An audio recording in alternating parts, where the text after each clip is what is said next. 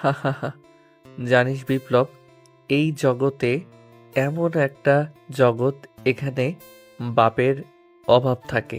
কথাটা বলেই আবার উচ্চস্বরে হেসে ওঠে সেই মায়াবী অজানা অপ্রকাশিত আগন্তুক রূপে ভয়ঙ্কর মুখোশধারী সেই কালো রেইনকোট পরা মানুষটার হঠাৎ এরকম কথাতে কেমন যেন ভয়ের এক আবরণ অনুভব করতে পারে পাশে দাঁড়িয়ে থাকা ছেলেগুলোর লিডার বিপ্লব। বিপ্লব আজ পর্যন্ত যতবার তার সামনে থাকা রহস্যময় মানুষটার সাথে রহস্যময় হাসি দিয়েছে, ততবারই ভয়ঙ্কর কিছু ঘটেছে, যা একটা ভয়ঙ্কর যন্ত্রদায়ক মৃত্যুর অনুসন্ধান বিপ্লব নামের ছেলেটা বারবার রহস্যময় গোলকধাঁধার ভেতরে হারিয়ে যায়। আজকে প্রায় 17 বছর হচ্ছে এই রহস্য মানব মানুষটার সাথে কাঁধে কাঁধ মিলিয়ে কাজ করে চলেছে, কিন্তু আজও এই রহস্যময় মানুষটার রহস্যের কথা, রহস্যময় হাসির মানে খুঁজে বের করতে পারে না বিপ্লব নামের ছেলেটা। ছেলেটা বলে ওঠে, ভাই, আমি আপনার এরকম রহস্যময় কথা বুঝতে পারি না, হারিয়ে যায় আপনার কথার মাঝে। বিপ্লবের ছেলেটার এই কথা বলাতে আবারও কেমন যেন একটা হাসি দিয়ে ওঠে আগন্তুক। তারপর হাতে থাকা ব্র্যান্ডেড কালো সিগারেটটা বৃষ্টির পানিতে ফেলে দিয়ে হালকা পা দিয়ে পিষে মুখে থাকা ধোঁয়াগুলো উড়িয়ে দেয়। মৃদু হেসে বলে ওঠে, এই রাতের অন্ধকার জগতের এটা একটা এমন এক অন্ধকার জগৎ যেখানে মানুষ নিমিষেই হারিয়ে যায়। এখানে থাকতে চাইলে মরতে হয়, আর বিশ্বাসঘাতকতা করলে পাতাল থেকে খুঁজে বের করে হলেও তাকে তার জবাব দেওয়া হয়। বিপ্লব নামের ছেলেটা বুঝে গেছে তার সামনে দাঁড়িয়ে থাকা নিলয় নামের ছেলেটা কি বলতে চায়। হ্যাঁ, তার সামনে দাঁড়িয়ে থাকা মানুষটা আর কেউ নয়, স্বয়ং নিলয়। নিলয় নিলয় এমন একটা মানুষ যার নামটা একটা দুধের শিশু শুনলেও ভয়ে টুকরে কেঁদে ওঠে। শিশুরা যখন মায়ের কাছে বায়না করে, তখন মায়েরা এই নিলয়ের কথা শুনে তেমন শিশুদের ঘুম পাড়িয়ে দেয়। এতটাই এই ভয়ঙ্কর নিলয়, যার সামনে পেছনে কোনো অপশান নেই, হয় দাড়ি নয়তো ফুল স্টপ। নিলয় খুবই ভয়ঙ্কর একটা মানুষ, যার নাম শুনে শুধু আন্ডারওয়ার্ল্ড নয়, আন্ডারওয়ার্ল্ডের বাইরে থাকা রাজনৈতিক দেশি বিদেশি বিশ্বব্যাপী ব্যক্তিগুলোও গদি কেঁপে ওঠে। যার বর্তমান প্রায় কয়েক হাজার কোটি টাকার ডলার রয়েছে, প্রাইভেট জ্যাট, হেলিকপ্টার রয়েছে, কয়েকশো গাড়ি বাড়ি, হাজার হাজার লোক সংখ্যা, যে রাতের আধারে বের হয় হিংস্র হায়নার এক রূপে, মানুষের রক্ত শুষে খাবার রক্তের নেশায়, দিন দুপুরে প্রকাশে শরীর থেকে মাথা আলাদা করে দেওয়ার ক্ষমতা রাখে। সে বোঝে না কোনো সরকার, সে বোঝে না কোনো আইন। হাইকোর্ট জজ নিজের রায় ঘোষণার আগেই নিলয় তার নিজের নিজের বিচার করে ফেলে। নিলয় কখনো হাইকোর্টের রায়ের অপেক্ষায় থাকে না, তার কাছে আগে বিচার, পরে আইন। তবে সবাই নিলয়কে গরিবের বন্ধু বলেই চেনে। নিলয় নামটা শুনে পথে হালকা হাজারো শিশু ছুটে যায় নিলয়ের দিকে। সামনে দাঁড়িয়ে থাকা বিপ্লব নামের ছেলেটা নিলয়ের মুখে এরকম কথা শুনে হালকা মুখটাকে গম্ভীর ভয়ে আত্মকণ্ঠে বলে ওঠে, ভাই, ভিতরে বন্দি করে রাখা হয়েছে পারভেজ ও তার প্রাণপ্রিয় সঙ্গীত সুমাইয়াকে। উল্টা করে ন্যাংটা করে ঝুলিয়ে রাখা হয়েছে তাদেরকে। কথাটা শুনে কেমন যেন নেশা নেশা অনুভূতি করে, নিজের সামনে যেন রক্তের নেশায় নিজের নাকের ঘ্রাণ পাচ্ছে। যে কোনো সাধারণ মানুষ বা পথশিশু খাবারের সুঘ্রাণ ফেলে তার না খেয়ে যায় না, কিন্তু নিলয়ের ক্ষেত্রে যে খাবারের থেকে মানুষের রক্তের ঘ্রাণ বেশি পায়। নিলয়, যার নামটা শুধু টিভি সিরিয়াল বা সাংবাদিকের হটলাইন নয়, এমনকি শিশুদের বইয়ের পাতায় ছাপানো হয়েছে, বের হয়েছে ম্যাগাজিন, কোর্ট, ম্যাজিস্ট্রেট, থানা, পুলিশ চেয়ারম্যান, মেম্বার, এমনকি প্রত্যেকটা পুলিশ সদস্যের কাছে আছে নিলয়ের ভয়ঙ্কর রূপের এক একটা ম্যাগাজিন। নিলয় দেখতে যেমন তা বর্ণনা দেওয়া আছে ম্যাগাজিনে, কিন্তু সে প্রকৃতি অর্থে দেখতে কেমন তা আজও কেউ জানে না। নিলয় মুচকি এসে বলে ওঠে, হাহাহা, রক্তের ঘ্রাণ আমার নাকে আসতেছে। এখানে লেট না করে দ্রুত ভেতরে চলো। কথাটা বলে আবার একটা দামি সিগারেট বের করে সেটাকে মনেই শুকে টানতে থাকে। নিলয়ের সামনে ঠিক তার পেছনে এক হাত পরে প্রায় 40 থেকে 50 জন ছেলে সারিবদ্ধ হয়ে সিকিউরিটি নিয়ে ভেতরে প্রবেশ করে নিলয়কে। নিলয়ের দলের প্রত্যেকটা ছেলেকে দেখে ভয়ে কেঁপে উঠবে, কারণ প্রত্যেকটা ছেলের একটাই পোশাক, আর সেটা হলো কালো। কালো কাপড়ে নিজেকে আবরণ করে নেওয়া হৃদয় দলের অন্যতম নেশা। নিলয় সহ তার প্রত্যেকটা ছেলে ভেতরে প্রবেশ করেছে। ভেতরে প্রবেশ করতে বাড়ির ভেতরে থাকা বেশ কয়েকজন ছেলে একসাথে নিলয়কে স্যালুট করে ওঠে। নিলয় গুটি গুটি পায়ে সামনে এগিয়ে যায়। নিলয়ের সামনে এগিয়ে একটা সোনা রূপা হীরা দিয়ে তৈরি করা একটা চেয়ারের ওপর বসে পড়ে। কোমর থেকে বন্দুকটা বের করে টেবিলের উপর রাখে। চোখ থেকে চশমাটা খুলে পাশের টেবিলের ওপর রেখে শরীর থেকে রেইনকোটটা খুলে একটা সিকিউরিটি গার্ডের কাছে দেয়। দামি কোট খুলে নেয়। পরনে কালো প্যান্ট, কালো জুতো, সাদা রঙের টি শার্ট ইন করে, চুলগুলো উল্টো করে স্টাইলিশ করে আছে নেওয়া। নিলয় বাম হাতের দিকে তাকিয়ে সোনার তৈরি সময়ের ঘড়ি কাটায় তখন রাত 10টা 45। এটা দেখে নিলয় মুচকি এসে বলে ওঠে, এই বিপ্লব, অনেক সময় হয়েছে, আমার হাতে সময় কম, কাজ বেশি দ্রুত করো। ভাই, ওপরে সবকিছু রেডি করা আছে। আপনি ঠিক যেমনটা বলেছিলেন, ওখানে 2 ধরনের বক্স ব্যবহার করা হয়েছে। আপনার সমস্ত সামগ্রী সেখানে কাট করা হয়েছে। তাদেরকে ন্যাংটা করে দুজনকে ঝুলিয়ে রাখা হয়েছে। শুধু আপনি গেলে তাদের 3rd ডিগ্রি দেওয়া শুরু হবে। আমরা অনেক অত্যাচার করেছি, কিন্তু অবাক করা বিষয় হচ্ছে তারা কোনো কিছুই বলেনি, বরং আমাদের গালি দিয়ে আমাদের অনেক অপমান করছে। তাই শেষ পর্যন্ত হাল ছেড়ে দিয়ে আপনার আশায় তাদেরকে উল্টো করে বেঁধে রেখেছি। বিপ্লব নামে ছেলেটার মুখে এরকম কথা শুনে হাতে থাকা সিগারেটটা সাদা ধপধপে ফ্লোরের ওপর ফেলে দিয়ে পা দিয়ে পিষে সাদা রঙের ফ্লোরটা কালো রঙে আবরণ করে। চোখগুলো লাল রক্তবর্ণ ধারণ করেছে। কেমন যেন মুহূর্তের মধ্যেই হয়ে ওঠে, কেননা কোনো কথা ছাড়াই টেবিলের ওপর থাকা বন্দুকটা হাতে নিয়ে দোতলা রুমে যায় আর দোতলা রুমে গিয়ে দরজাটা খুলে ভেতরে প্রবেশ করে। হালকা আলোয় আলোকিত হয়ে ওঠে পুরো রুমটা। অন্ধকার ছেয়ে গিয়েছিল। ভয়ঙ্কর এক ভূতের রুম। হঠাৎ করে পৃথিবীর একটু আলোয় যেন পুরো রুমটা আলোকিত হয়ে ওঠে মুহূর্তের মধ্যে। মুখে এক চিলতে হাসি ফুটে ওঠে উল্টো হয়ে ঝুলে থাকা দুজন মানুষের মুখে, কেননা গত 1 সপ্তাহ ধরে এরকম একটা ছোট্ট রুমে ভয়ঙ্কর অত্যাচার করা হচ্ছে। তাদেরকে নির্মমভাবে তাদেরকে মারপিট করা হচ্ছে, যা করুণ থেকে করুণতম অবস্থা। এত পরিমাণ তাদেরকে অত্যাচার করা হয়েছে যে মুখ ফুটে কোনো আওয়াজ বের হয় না। শরীরে প্রচণ্ড সমস্ত ব্যথা, রক্ত যেন বের হয়ে গিয়েছে। সাদা রঙের ফ্লোরটা লাল রক্তে আবরণ করেছে। গুটি গুটি পায়ে সামনে কেউ একজন এগিয়ে আসে। উল্টো হয়ে স্পষ্ট বোঝা যায় না, তারপর ছেলেগুলো সেদিকে তাকিয়ে আছে। হঠাৎ করে রুমের আলো জ্বলে ওঠে, সাথে সাথে উল্টো হয়ে ঝুলে থাকা ব্যক্তিগুলো চোখ মুখ বন্ধ করে নেয়, কারণ অন্ধকার রুমে থাকতে থাকতে হঠাৎ করে আলো এসে চোখে পড়ায় বেশ খানিকটা ব্যথা অনুভব করে। পিটপিট করে বন্দি দুজন ব্যক্তি চোখ খুলছে। চোখ খুলতেই সামনে তাকিয়ে দেখতে পায় স্বয়ং মৃত্যু দাঁড়িয়ে আছে। এই জন্য নিজের চোখে বিশ্বাস করতে পারে না, কারণ যাকে আজ থেকে 3 মাস আগে মেরে ফেলেছিল নৃশংসভাবে, যার অস্তিত্ব মিশিয়ে দিয়েছিল এই শহরের বুকে এবং বিশেষ মানচিত্র, সেই মানুষটা ঠিক 3 মাস পর মৃত লাশ হয়ে যে মানুষটা ছিল, শেষকে জলজান্ত মানুষ হয়ে তাদের সামনে দাঁড়িয়ে আছে। শুধু অবাক নয়, এক ভয় কাজ করতে শুরু করেছে। ভয় চোখ মুলে মেলতে পারে না সেই দুজন ব্যক্তি। হ্যাঁ, মানুষ দুটো খুবই পরিচিত। তাদের মধ্যে একজন হচ্ছে পারফেস, আরেকজন হচ্ছে সুমাইয়া, যাদের খুব যত্নে নিলয় নিজের খাইয়ে পরিয়ে তিলে তিলে বড় করেছিল, আর তারাই পেছন থেকে ছুরি বসিয়েছিল নিলয়ের। আমি তো আগেই বলেছি, ভুলকে ক্ষমা করি, কিন্তু অন্যায়কে কখনো প্রশ্রয় দিই না। সে কোনো অপরাধীকে ছেড়ে দিতে পারে, কিন্তু কোনো বিশ্বাসঘাতক বেঈমানকে কখনোই ছেড়ে দেয় না, কেননা সে সবসময় এটা মনে করে যে অপরাধ করেছে সে একদিন শুধরে নেবে। কিন্তু যে বিশ্বাসঘাতকতা করে সে বরাবরই ক্ষতি করার চেষ্টা করবে। তাই তো তার ক্যারেক্টারে একটাই কথা, হয় দাড়ি নয়তো ফুল স্টপ। বেশ কয়েকটা ছেলে একটা চেয়ার এনে দেয়, চেয়ারের উপর পায়ের উপর পা রেখে বসে পড়ে নিলয়। আবার একটা সিগারেট জ্বালায়, সিগারেট টেনে উড়িয়ে দেয় সামনে উল্টো করে উলঙ্গ অবস্থায় দুজন মানুষের দিকে, বলেই মুচকি বলে ওঠে, সত্যি কথা বলতে তোর এই অবস্থা দেখে আমার নিজের চোখে জল এসেছে। ছেলেটা এবং মেয়েটা কোনো কথাই বলতে পারে না, মুখ দিয়ে এখনো রক্ত বের হচ্ছে তাদের। দুজনের করুণ অবস্থা দেখে উপস্থিত থাকা ছেলেগুলোর মায়া হচ্ছে, কিন্তু ভয়ে কোনো কিছুই বলতে পারে না, কেননা তারা যে বিশ্বাসঘাতক, আর বিশ্বাসঘাতকদের একটাই শাস্তি, সেটা হচ্ছে ভয়ঙ্কর মৃত্যু। নিলয় আবার ধোঁয়াগুলো উড়িয়ে টেনে নেয়, আবার বিপ্লবের উদ্দেশ্যে বলে ওঠে, বিপ্লব, এদের অর্ধেক মৃতদেহটা নিচে নামিয়ে দেই, যাতে মাথাটা ফ্লোরের সাথে লেগে থাকে। বিপ্লব কথাটা শোনার সাথে সাথে একটা ছেলেকে ইশারা দেওয়ার ছেলেটা ভয়ে সুমাইয়া আর পারফেজের রক্তাক্ত শরীর থেকে নিচে নামাতে থাকে।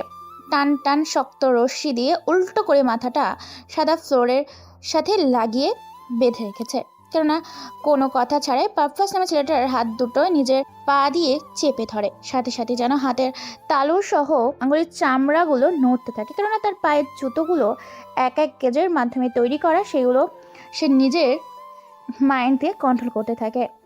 সে নিজেই মস্তিষ্ক দিয়ে নিজের মাইন্ডের সাথে ভাবনা চেতনায় ডুব দেয়। সে মনে মনে ভাবে ওঠে, তার জুতোর নিচ থেকে যেন ঘন ঘন ধারালো পেরেক বের হয়ে সাথে সাথে ধারালো পেরেক বের হয়ে গেঁথে যায় পারফেজের হাতের তালুতে আঙুলে। পারফেজ চিৎকার করে বলে ওঠে, নিলয় ভাই, আমাকে ছেড়ে দাও।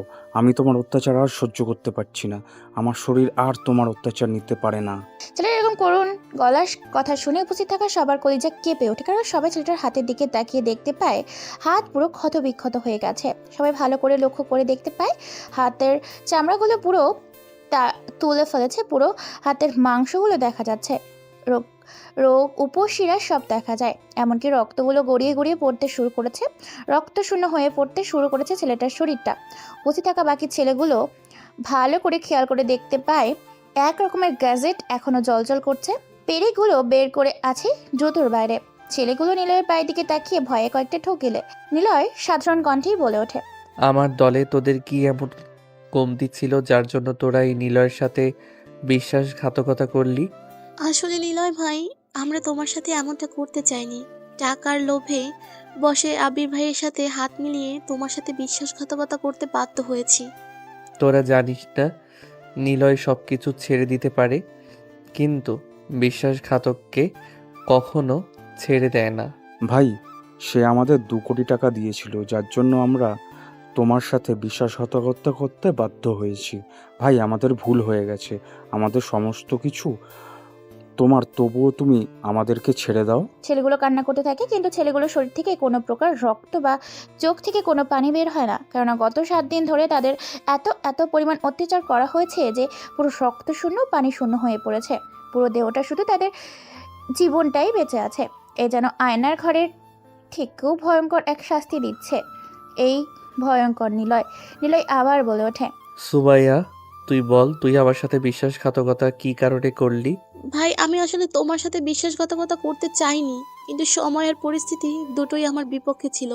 তাই তোমার বিপক্ষে গিয়ে আমি তোমার বিরুদ্ধে কথা বলেছি, তোমার পেছনে ষড়যন্ত্র করে তোমার পিঠে ছুরি বসিয়েছি। প্লিজ, তুমি আমাদের ছেড়ে দাও, আমাদের মেরো না, আমাদের যেতে দাও। নিলয় কি যেন ভেবে আবারও একটা সিগারেট জ্বালায়। সিগারেট জ্বালিয়ে আবারও কয়েকটা টান দেয়। তারপর বেশ কিছু সময় এভাবে নীরবতায় কেটে যায়। নীরবতা কেটে এক পর্যায়ে নিলয় একটা মুচকি হাসি দেয় আর বলে ওঠে, যেখানে তোদের জীবন মৃত্যুর যুদ্ধে লড়াই করছিস, সেখানে আমার সামনে দাঁড়িয়ে মিথ্যা কথা বলছি? পারভেজ নামের ছেলেটা এবার আরও ভয় পেয়ে যায়। পারভেজ নামের ছেলেটা এবার বলে ওঠে, ভাই, আবির ভাইয়ের সাথে হাত মিলিয়েছে, কারণ সে আমাদের তোমার মৃত্যুর পরে পুরো রাজ্যের রাজা বানিয়ে দিত। এসব কিছু আবির ভাই করেছে, কারণ তুমি আবির ভাইয়ের কথা শোনোনি। তার দল থেকে তুমি বেরিয়ে যেতে চেয়েছো, আর তুমি একবার দল থেকে বের হয়ে গেলে আর এই ক্ষমতা শেষ হয়ে যেত, তাকে কেউ ভয় পেত না। তাই সে তোমার অস্বস্তি শহর থেকে মিশিয়ে দিয়ে নতুন একটা হায়না তৈরি করতে চেয়েছিল আমাদেরকে। আর আমি পারভেজকে খুব ভালোবাসি, তাই তার সঙ্গ ছাড়তে না পেরে আমি তার সঙ্গ দেই। তুমি আমাদের যেতে দাও, তোমার যত টাকা লাগে তোমাকে দিয়ে দিব।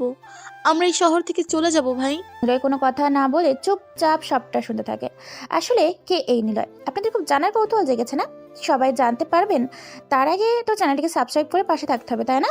সবসময় নতুন নতুন মাফিয়া, ডেঞ্জারাস ক্যারেক্টারের গল্প শুনতে আমাদের এই মিঠুন স্টোরি চ্যানেলটির সাথেই থাকতে হবে। সুমাইয়া পারভেজ নামের ছেলেটা কোনো কিছু বলতে পারে না, কেননা তার আগেই তাদের নখের ভেতর তোলো ঢুকিয়ে দেওয়া হয়েছে, যার কারণে তাদের শ্বাসকষ্ট হচ্ছে। কেন জানি না নিলয়ের সেই বিশ্বাসঘাতক পারভেজ আর সুমাইয়ের কথা শুনতে একদম ভালো লাগছে না। নিলয় বলে ওঠে, তোরা নিশ্চিত মরবি, কিন্তু মরার আগে আবিরের ও তার দলবলের নতুন ঠিকানাগুলো বল। নিলয়ের মুখে এরকম কথা শুনে পারভেজ আর সুমাইয়া বুঝে গেছে মৃত্যু তাদের নিশ্চিত। মৃত্যু থেকে তারা বাঁচতে পারবে না, কেননা তাদের মৃত্যু দাঁড়িয়ে আছে তাদের সামনে। নিজের চোখের সামনে নিজের মৃত্যু দেখছে, আর কষ্টে আফসোসে বেইমানের ফল এবং বেইমানের পরিণতি কি হতে পারে সেটা উপস্থিত থাকা সকলেই বুঝতে পেরেছে। পারভেজ আর সুমাইয়া বলে ওঠে, ভাই, তার নতুন ডেরা এই শহরেই তৈরি করেছে, কিন্তু আমি সেটা সঠিক বলতে পারবো না, কেননা তার অনেক ডেরা আছে। তবে সে এই শহরে নতুন একটা রাজত্ব করতে চলেছে, আর আজ রাতে তার একটা বিশাল বড় অস্ত্র এই শহরে ঢুকবে। নতুন একটা সংগঠন তৈরি করার জন্য সে এই শহরে নতুন করে মন্ত্রী হওয়ার জন্য যত কিছু করা লাগে ঠিক ততটাই করার জন্য নিজেকে তৈরি করছে। নিলয় এই কথা শোনার সাথে সাথে নিজের হাতে পারভেজ আর সুমাইয়ার নাকের, কানে ও মুখের ভেতর তুলো ও কাপড় ঢুকিয়ে দেয়। সাথে সাথে নিঃশ্বাস না নিতে পেরে ছটফট করতে থাকে, পাগলের মতো লাফালাফি করতে থাকে। যেভাবে কুরবানিতে জবাই দেওয়া হয় ঠিক হাত পা বেঁধে গলায় ধারালো ছুরি চালিয়ে দেওয়ার পরপর বাঁধন খুলে দেওয়া হয়, সাথে সেই যেমন লাফালাফি শুরু করে দেয়, থেকেও বেদনাদায়কভাবে লাফালাফি শুরু করতে থাকে এখন পারভেজ আর সুমাইয়া। সাথে বিপ্লব সেটা ভিডিও করতে থাকে। তাদের দুজনে এরকম আর্তনাদ মৃত্যু দেখে ছেলেপুলেগুলো কয়েক পা পিছিয়ে যায়, কেননা এই নিলয়ের সাথে থাকতে থাকতে তাদের কলিজা ভয় বলতে জিনিসটা উড়িয়ে গেছে। তবু আচমকা এমন কোনো জিনিস যেগুলিতে কলিজা কেঁপে উঠবে। অবাক করার বিষয় হচ্ছে এই নিলয় একটা মায়াবী মাস্টার মাইন্ড খেলোয়াড়, যার দলের ছেলেপেয়েগুলো আজ পর্যন্ত নিলয়কে দেখতে পায়নি। দেখেছে তবে মনে রাখতে পারেনি। রুহু কেঁপে ওঠে। নিলয় এন্ট্রি নেয় এই সমস্ত জায়গাতে যেখানে অপরাধ, যেখানে নিলয় সেখানেই অবিচার, সেখানে নিলয় ছটপট করতে থেকে চোখের সামনে মৃত্যুর স্বাদ গ্রহণ করে পারভেজ এবং সুমেয়া। এদিকে নিলয় বলে ওঠে, বিপ্লব, তুই সহ বাকি ছেলেপেলেগুলো দ্রুত খবর নে কোথায় মাল পাচার হতে চলেছে, আর খবর নে এই কুত্তার বাচ্চা আবিরের ডেরাগুলো কোথায় কোথায়। ভাই, কাজ হয়ে যাবে আপনি বলার আগেই আমি সমস্ত ছেলেপেলেকে কাজে লাগিয়ে দিয়েছি, আর লাস্ট দুটোকে ওভারব্রিজের ওপরে ফেলে আসবো, তাই তো? বিপ্লবের মুখে এই কথা শুনে বেশ খানিকটা খুশি হয়েছে নিলয়। অবাক হয়েছে বিপ্লবের এরকম স্মার্ট হয়ে যাওয়া দেখে। নিলয় বিপ্লবের এরকম হঠাৎ স্মার্ট হয়ে যাওয়া দেখে বলে ওঠে, ভেরি স্মার্ট স্মার্ট বয়, মনে রাখবি স্মার্ট হওয়া ভালো কিন্তু ওভার স্মার্ট না। কথাটা বলে আবারও সেই সুদর্শন বাড়িতে থেকে বের হয়ে পড়ে নিলয় নামের ভয়ঙ্কর আগন্তুক। ঠিক সেইভাবে সেই নিস্তব্ধ বাড়ির চুম বৃষ্টি পরিবেশে নিজের এন্ট্রি ঘটিয়েছিল। ঠিক একইভাবে এন্ট্রি নিয়ে গাড়িতে উঠে আবারও রওনা দিয়েছে তার অজানা গন্তব্যের উদ্দেশ্যে। বৃষ্টি আগে থেকে একটু কমেছে। রাত প্রায় শেষ ভোর 4টে। কিছুক্ষণ পর চারদিকে ফজরের আজান দিবে। এদিকে বিপ্লব সহ বাকি ছেলেপুলেগুলো গোল চত্বরের রাস্তায় ঝুলিয়ে রেখেছে লাশ দুটোকে। ধীরে ধীরে চারিদিকে আলো ফুটতে শুরু করেছে। বৃষ্টি পড়ার কারণে আরো হালকা দমকা হাওয়ার থাকার কারণে পরিবেশটা বেশ খানিকটা শীতল হয়ে আছে, বলতে গেলে হালকা হালকা ঠান্ডা করছে। শীতল এই পরিবেশে কেউ কেউ হাঁটতে বের হয়েছে, আবার কেউ কেউ নিজ নিজ গন্তব্যে যাচ্ছে। দেখতে দেখতে সকাল 6টা বাজতে শুরু করেছে। ধীরে ধীরে গোল চত্বরের মাথায় একটা দুইটা করে মানুষের ভিড় জড়তে শুরু করেছে, কারণ চোখের সামনে স্পষ্ট ভয়ঙ্কর দুটো লাশকে নির্মমভাবে উলঙ্গ অবস্থায় উল্টো করে ঝুলিয়ে রেখেছে, যার সবার হৃদয়ে একটা ভয়ের প্রতিচ্ছবি ফুটিয়ে তুলেছে। খবর পেয়ে গেছে অলরেডি থানার এসআই, ওসি সহ সকলে গাড়ি নিয়ে ঘটনাস্থলে চলে আসে। মুহূর্তের মধ্যে পুরো জায়গাটা কয়েকশো মানুষে পরিণত হয়ে যায়। মানুষের ভিড় সামলাতে সেখানে চলে আসে বাংলাদেশের সেনাবাহিনী সহ বেশ কিছু আর্মি অফিসার, সাথে সাথে সাংবাদিক, মিডিয়া, আরো অনেকে। সবাই ভিডিও করছে, খবর প্রচার করছে। এদিকে ছাত্রছাত্রীগুলো নিজেদের গন্তব্যে যাওয়া শুরু করেছে। সাংবাদিক মাইক্রোফোন হাতে নিয়ে ক্যামেরার সামনে দিয়ে বলতে শুরু করে, গত এক সপ্তাহ ধরে শুধু শহরে নয়, দেশের অবস্থা পাল্টে গেছে। শুধু বাংলাদেশের মানচিত্র নয়, বরং বিশ্বের মানচিত্র পাল্টে গেছে। শুধু বাংলাদেশে খুন হচ্ছে এটা না, পার্শ্ববর্তী যেসব এলাকা আছে সেগুলোতেও খুনের সংখ্যা বেড়েছে, নিখোঁজ হওয়ার সংখ্যা। তবে কে করছে, কেন করছে, এখনও পাওয়া যায়নি তার সঠিক প্রমাণসহ তবে তথ্য। এটুকু বুঝতে পারা গেছে সে ফিরে এসেছে। তার মানে শহরের ঝড়, তুফান, সাইক্লোন সব একসাথে শুরু হতে চলেছে।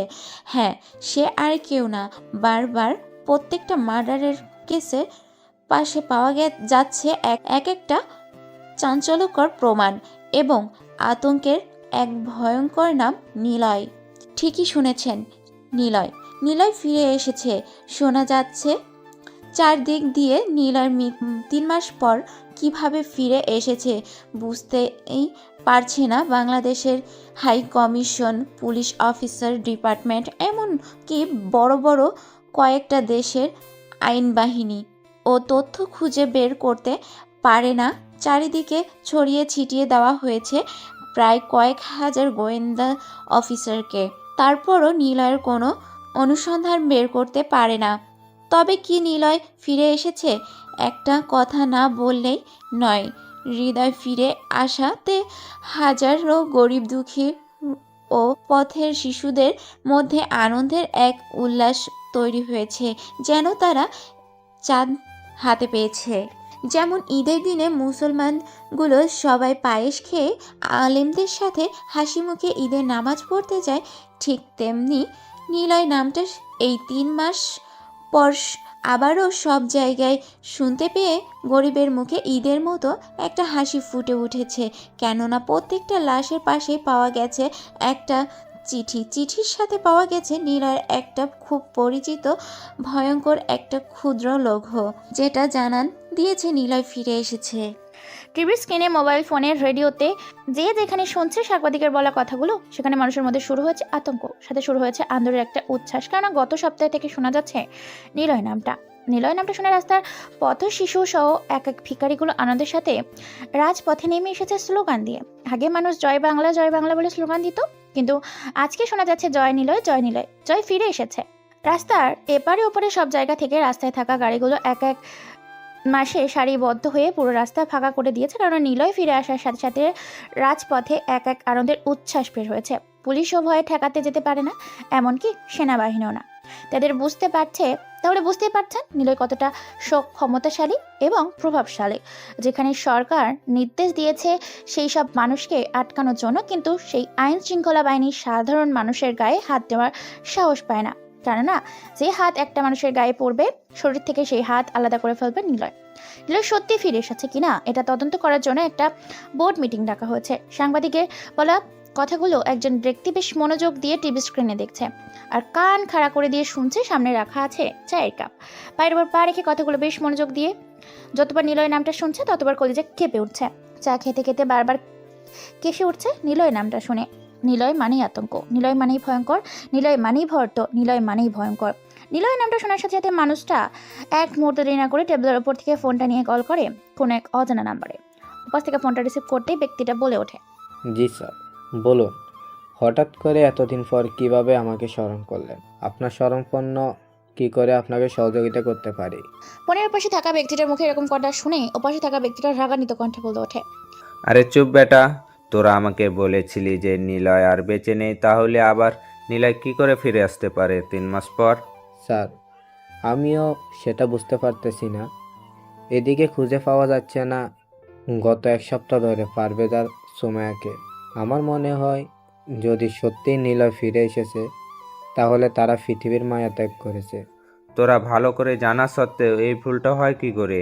তোরা জানিস না নিলয় এই শহরে আসা মানে আমাদের মৃত্যুর টিকিট কাটা হয়ে গেছে? ভাই, আমার মনে হচ্ছে যে সত্যিই নিলয় ফিরে এসেছে, কেননা নিলয়ের সাথে আমি গত কয়েক বছর ধরে কাজ করেছি। সে যখন নিজের হাতে মার্ডার করে তখন তার সিলমোর একমাত্র সে লাশের গায়ে লাগাতে পারে, তাছাড়া কেউ নয়। নিলয়কে আমি খুব কাছ থেকে দেখেছি, আমার মনে হয় সে মরেনি, বরং বেঁচে আছে, আর প্রতিশোধ নেওয়ার জন্য সে আবার ফিরে এসেছে। ফোনের পাশে থাকা ব্যক্তিটার মুখে এরকম কথা শুনে ফোনের পাশে থাকা আবির নামের ব্যক্তিটা নিজের বুকের ভেতরে খানিকটা চিনচিন ব্যথা অনুভব করে। কেমন যেন নিলয় নামটা শোনার সাথে সাথে রক্ত চলাচল, হার্টবিট দ্রুত করতে শুরু করেছে। কেমন যেন নিঃশ্বাস নিতে কষ্ট হতে শুরু করেছে। কেমন যেন অস্থির অস্থির লাগতে শুরু করেছে। পুরো রুমে এসি চলছে, তারপরে ভয় ও আতঙ্কে সারা শরীর ঘাম ছড়তে শুরু করেছে। আবির নামের ব্যক্তিটা নিজের শান্ত করে অনেক কষ্টেই বলে ওঠে, যত তাড়াতাড়ি সম্ভব হয় নিলয়কে শেষ করে দে, না পারলে অন্তত তার অস্তিত্বটা বের কর। আসলে সে নিলয় নাকি নিলয়ের গেটআপ নিয়ে কেউ নিলয়কে কপি করছে আমাদেরকে ভয় দেখানোর জন্য। সামনে আমার মন্ত্রী পদের ইলেকশন, খুব কষ্টে এমপি হয়েছি, এবার যেন মন্ত্রী হতে কোনো বাধা না থাকে। কোনো চিন্তা করবেন না ভাই, কাজ হয়ে যাবে। সময় থাকতে সময়ের মূল্য দিতে আমরা জানি। কোনো কথা না বলে ফোনের পাশে থাকা ব্যক্তিটা ফোন কেটে দেয়। পরিবেশটা বেশ শান্ত হতে শুরু করেছে। লাশ দুটোকে নিয়ে যাওয়া হয়েছে সাংবাদিক। আবারও সেই স্থানে দাঁড়িয়ে নিজের 2 ঠোঁট নাড়িয়ে মধুর মিষ্টি কোয়েল পাখির মতো সুর নিয়ে নাচিয়ে নাচিয়ে গলা ফাটিয়ে বলে ওঠে, সত্যি কথা বলতে গত এই 1 সপ্তাহে যতগুলো মার্ডার হয়েছে তা থেকেও ভয়াবহ নির্মমভাবে এই 2টা মার্ডার করা হয়েছে। পুলিশ তদন্ত করছে, জানতে পেরেছে এই 2টা মানুষ ছিল নীরবের খুব কাছের। ছেলেটার নাম ছিল পারভেজ, মেয়েটার নাম ছিল সুমাইয়া, যারা একটা সময় নামের সেই অজানা অস্তিত্বহীন মানুষটার সাথে বেইমানি করেছিল। আর আজকে তাদের ডেড বডি পাওয়া গেছে। গত সপ্তাহে এই 2টা মানুষ নিখোঁজ হয়ে গিয়েছিল। নিলয় যেহেতু এমপি সাহেবের সাথে কাজ করত, সেক্ষেত্রে নিলয়ের মৃত্যুর পরে আবির সাহেব পুরোপুরি ভেঙে পড়ে, আর নিলয়ের কাজের দায়িত্ব এই পারভেজ আর সুমাইয়াকে দিয়েছিল। তবে কি এর মধ্যে করার রহস্য লুকিয়ে আছে? অনুসন্ধানে আমাদের এই রিপোর্টে আরও থাকছেন অনেকে। সাংবাদিকের প্রত্যেকটা ভয়ঙ্কর কথাগুলো ছড়িয়ে পড়ে প্রত্যেকটা টেলিভিশনের প্রত্যেকটা থানা সেনাবাহিনীর কর্মকর্তাদের। ভালো করে জানিয়ে দেওয়া হয়েছে, যেদিকে চোখ কান খোলা রাখতে বলে হয়েছে।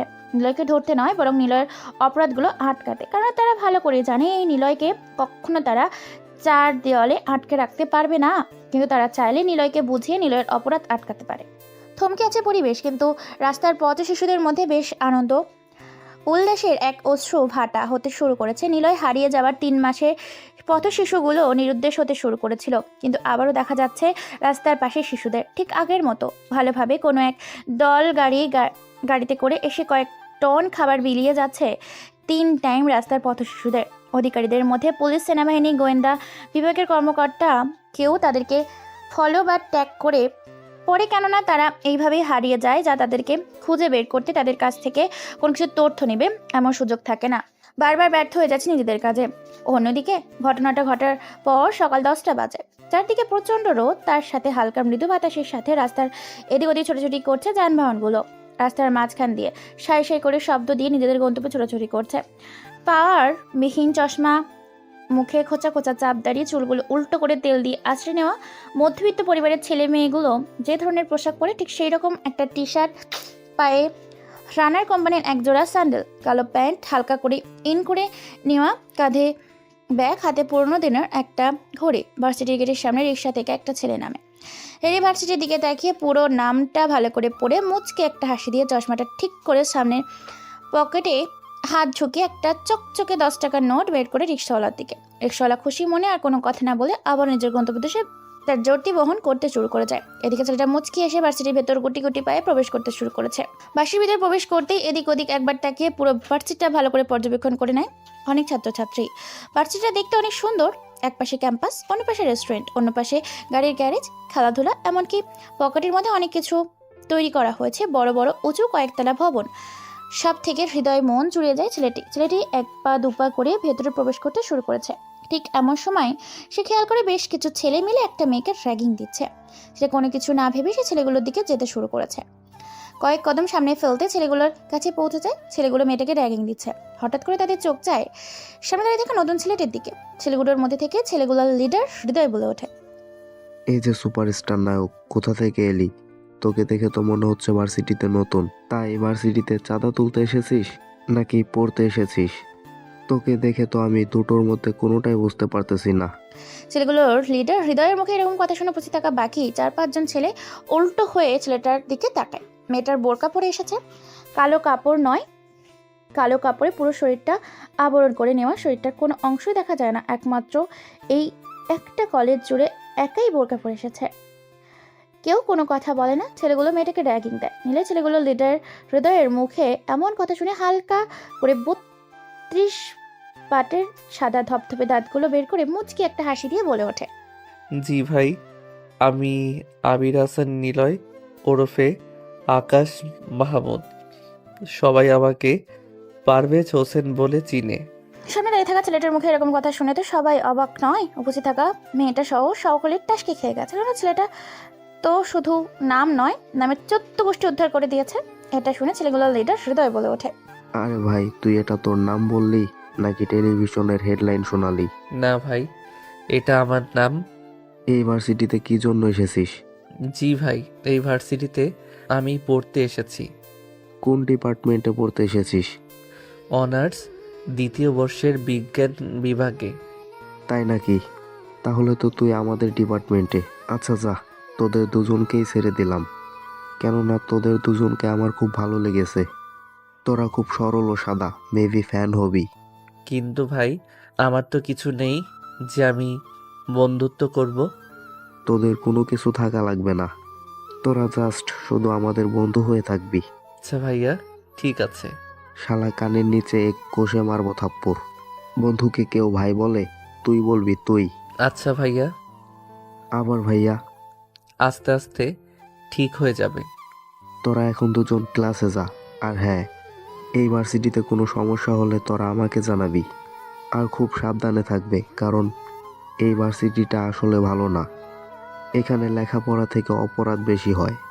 তারপর ছেলেটা আর মেয়েটা মাথা ঝাঁকিয়ে নিজেদের ক্লাসরুমে চলে যায়। একটা বেঞ্চে ছেলেটার মেয়েটা বসে পড়ে। এমন সময় মেয়েটা বলে ওঠে, আচ্ছা, আপনার নাম কি?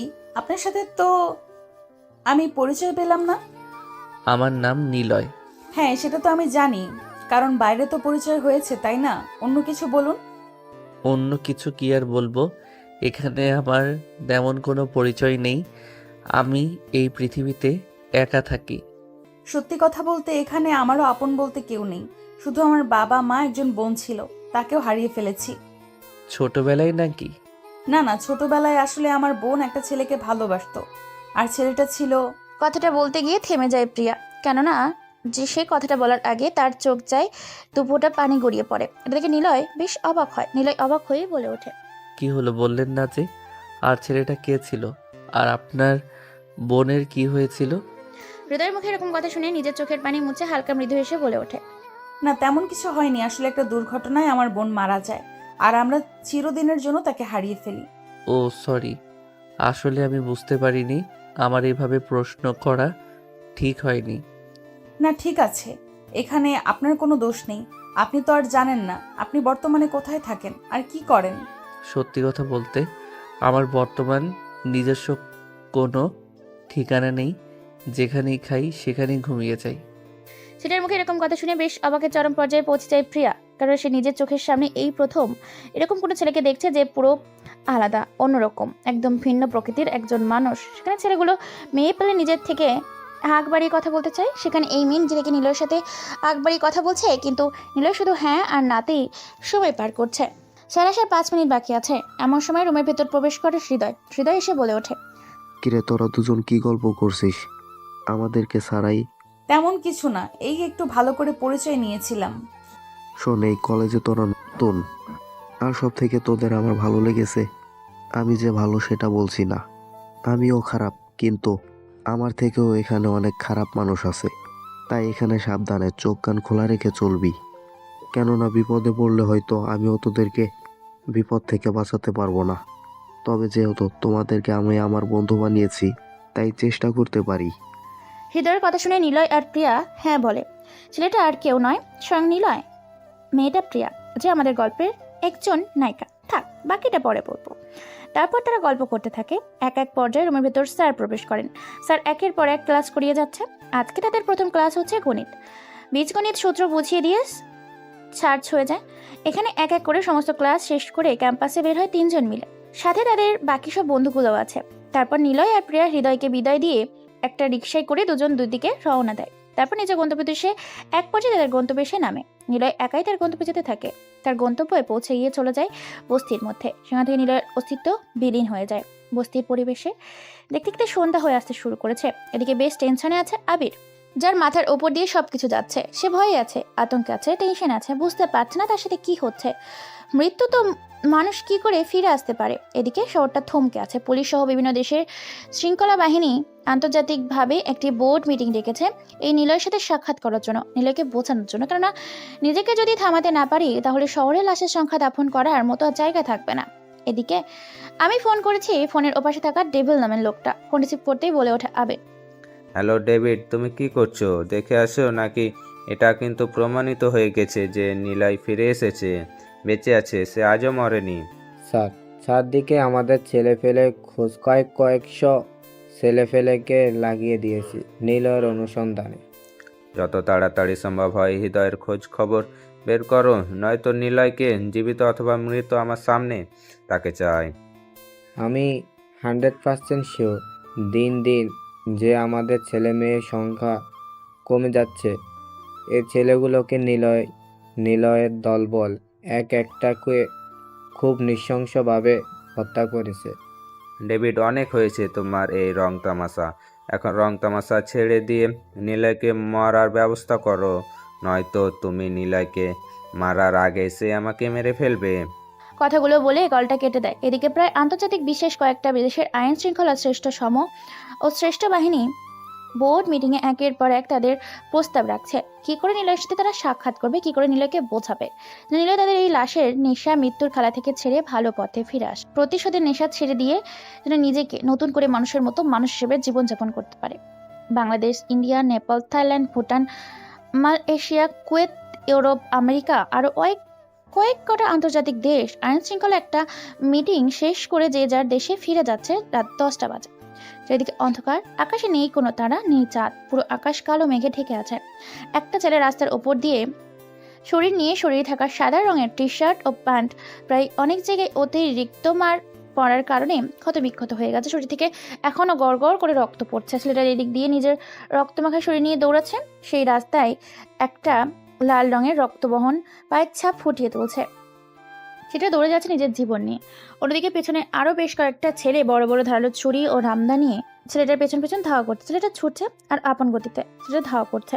রক্তমাখা ছেলেগুলো ছেলেকে ক্লান্ত হয়ে গেছে। হঠাৎ করে ঝড়ের বেগে উল্টো রাস্তা থেকে একটা ব্ল্যাক কালারের গাড়ি এসে ছেলেটার সামনে থেকে গাড়ির সাথে ধাক্কা খেয়ে বেশ খানিকটা ছিটকে পড়ে। হঠাৎ করে সময়ের গতিতে এক পর্যায়ে পেছন থেকে ধাওয়া করে ছেলেগুলো চারিদিক দিয়ে ছেলেটাকে ঘিরে ফেলে। সেটা পালাতে পারে না, সেটা পুরোপুরি বন্দী হয়ে যায় এক গোলাকার বৃত্তের মধ্যে, যেদিকে পুরো ছেলেগুলো ঘিরে রেখেছে। এটা কান্না মাখা ভাঙা কণ্ঠে বলে ওঠে, তোমরা আমাকে ছেড়ে দাও প্লিজ, তোমরা আমাকে মেরো না, আমি বাঁচতে চাই, আমি ভুল করেছি, অন্যায় করেছি, আমি তো তোমাদের চিনি না, তোমরা আমাকে কেন মারছো? হঠাৎ করে ছেলেটার মুখে এরকম কণ্ঠ শুনে গাড়ির ভেতর থেকে জানালা খুলে কেউ একজন বের হয়ে, পরনে black jacket, black pant, black শু, ব্ল্যাক সানগ্লাস, ব্ল্যাক হেড। ছেলেটা না মেয়ে স্পষ্ট বোঝা যায় না। সে অজানা মানুষটার দুই পাশে দুজন বন্দুক হাতে দাঁড়িয়ে আছে। সেম একই পোশাক, তবে একটু ভিন্ন দেখায় বোঝা যাচ্ছে সবগুলো ছেলে পিলার লিডার হচ্ছে এই অচেনা মানুষটা, যার পরিচয় রাব্বি নামের ছেলেটা জানে না। রাব্বি নামের ছেলেটা এরকম ভয়ঙ্কর রূপে আগন্তুকের আগমন দেখে বেশ ঘাবড়ে আছে। রক্তের সাথে শরীর থেকে বয়ে যাচ্ছে এক একটা ঘামের ফোঁটা, যা স্পষ্ট বুঝতে পেরেছে সামনে দাঁড়িয়ে থাকা আগন্তুক। হঠাৎ করে একটা সিগারেট জ্বালিয়ে পরপর বেশ কয়েকটা টান দিয়ে ধোঁয়াগুলো নাক মুখ দিয়ে বের করে উড়িয়ে দেয়। হঠাৎ করে আগন্তুকটা মুচকে একটা হাসি দেয়।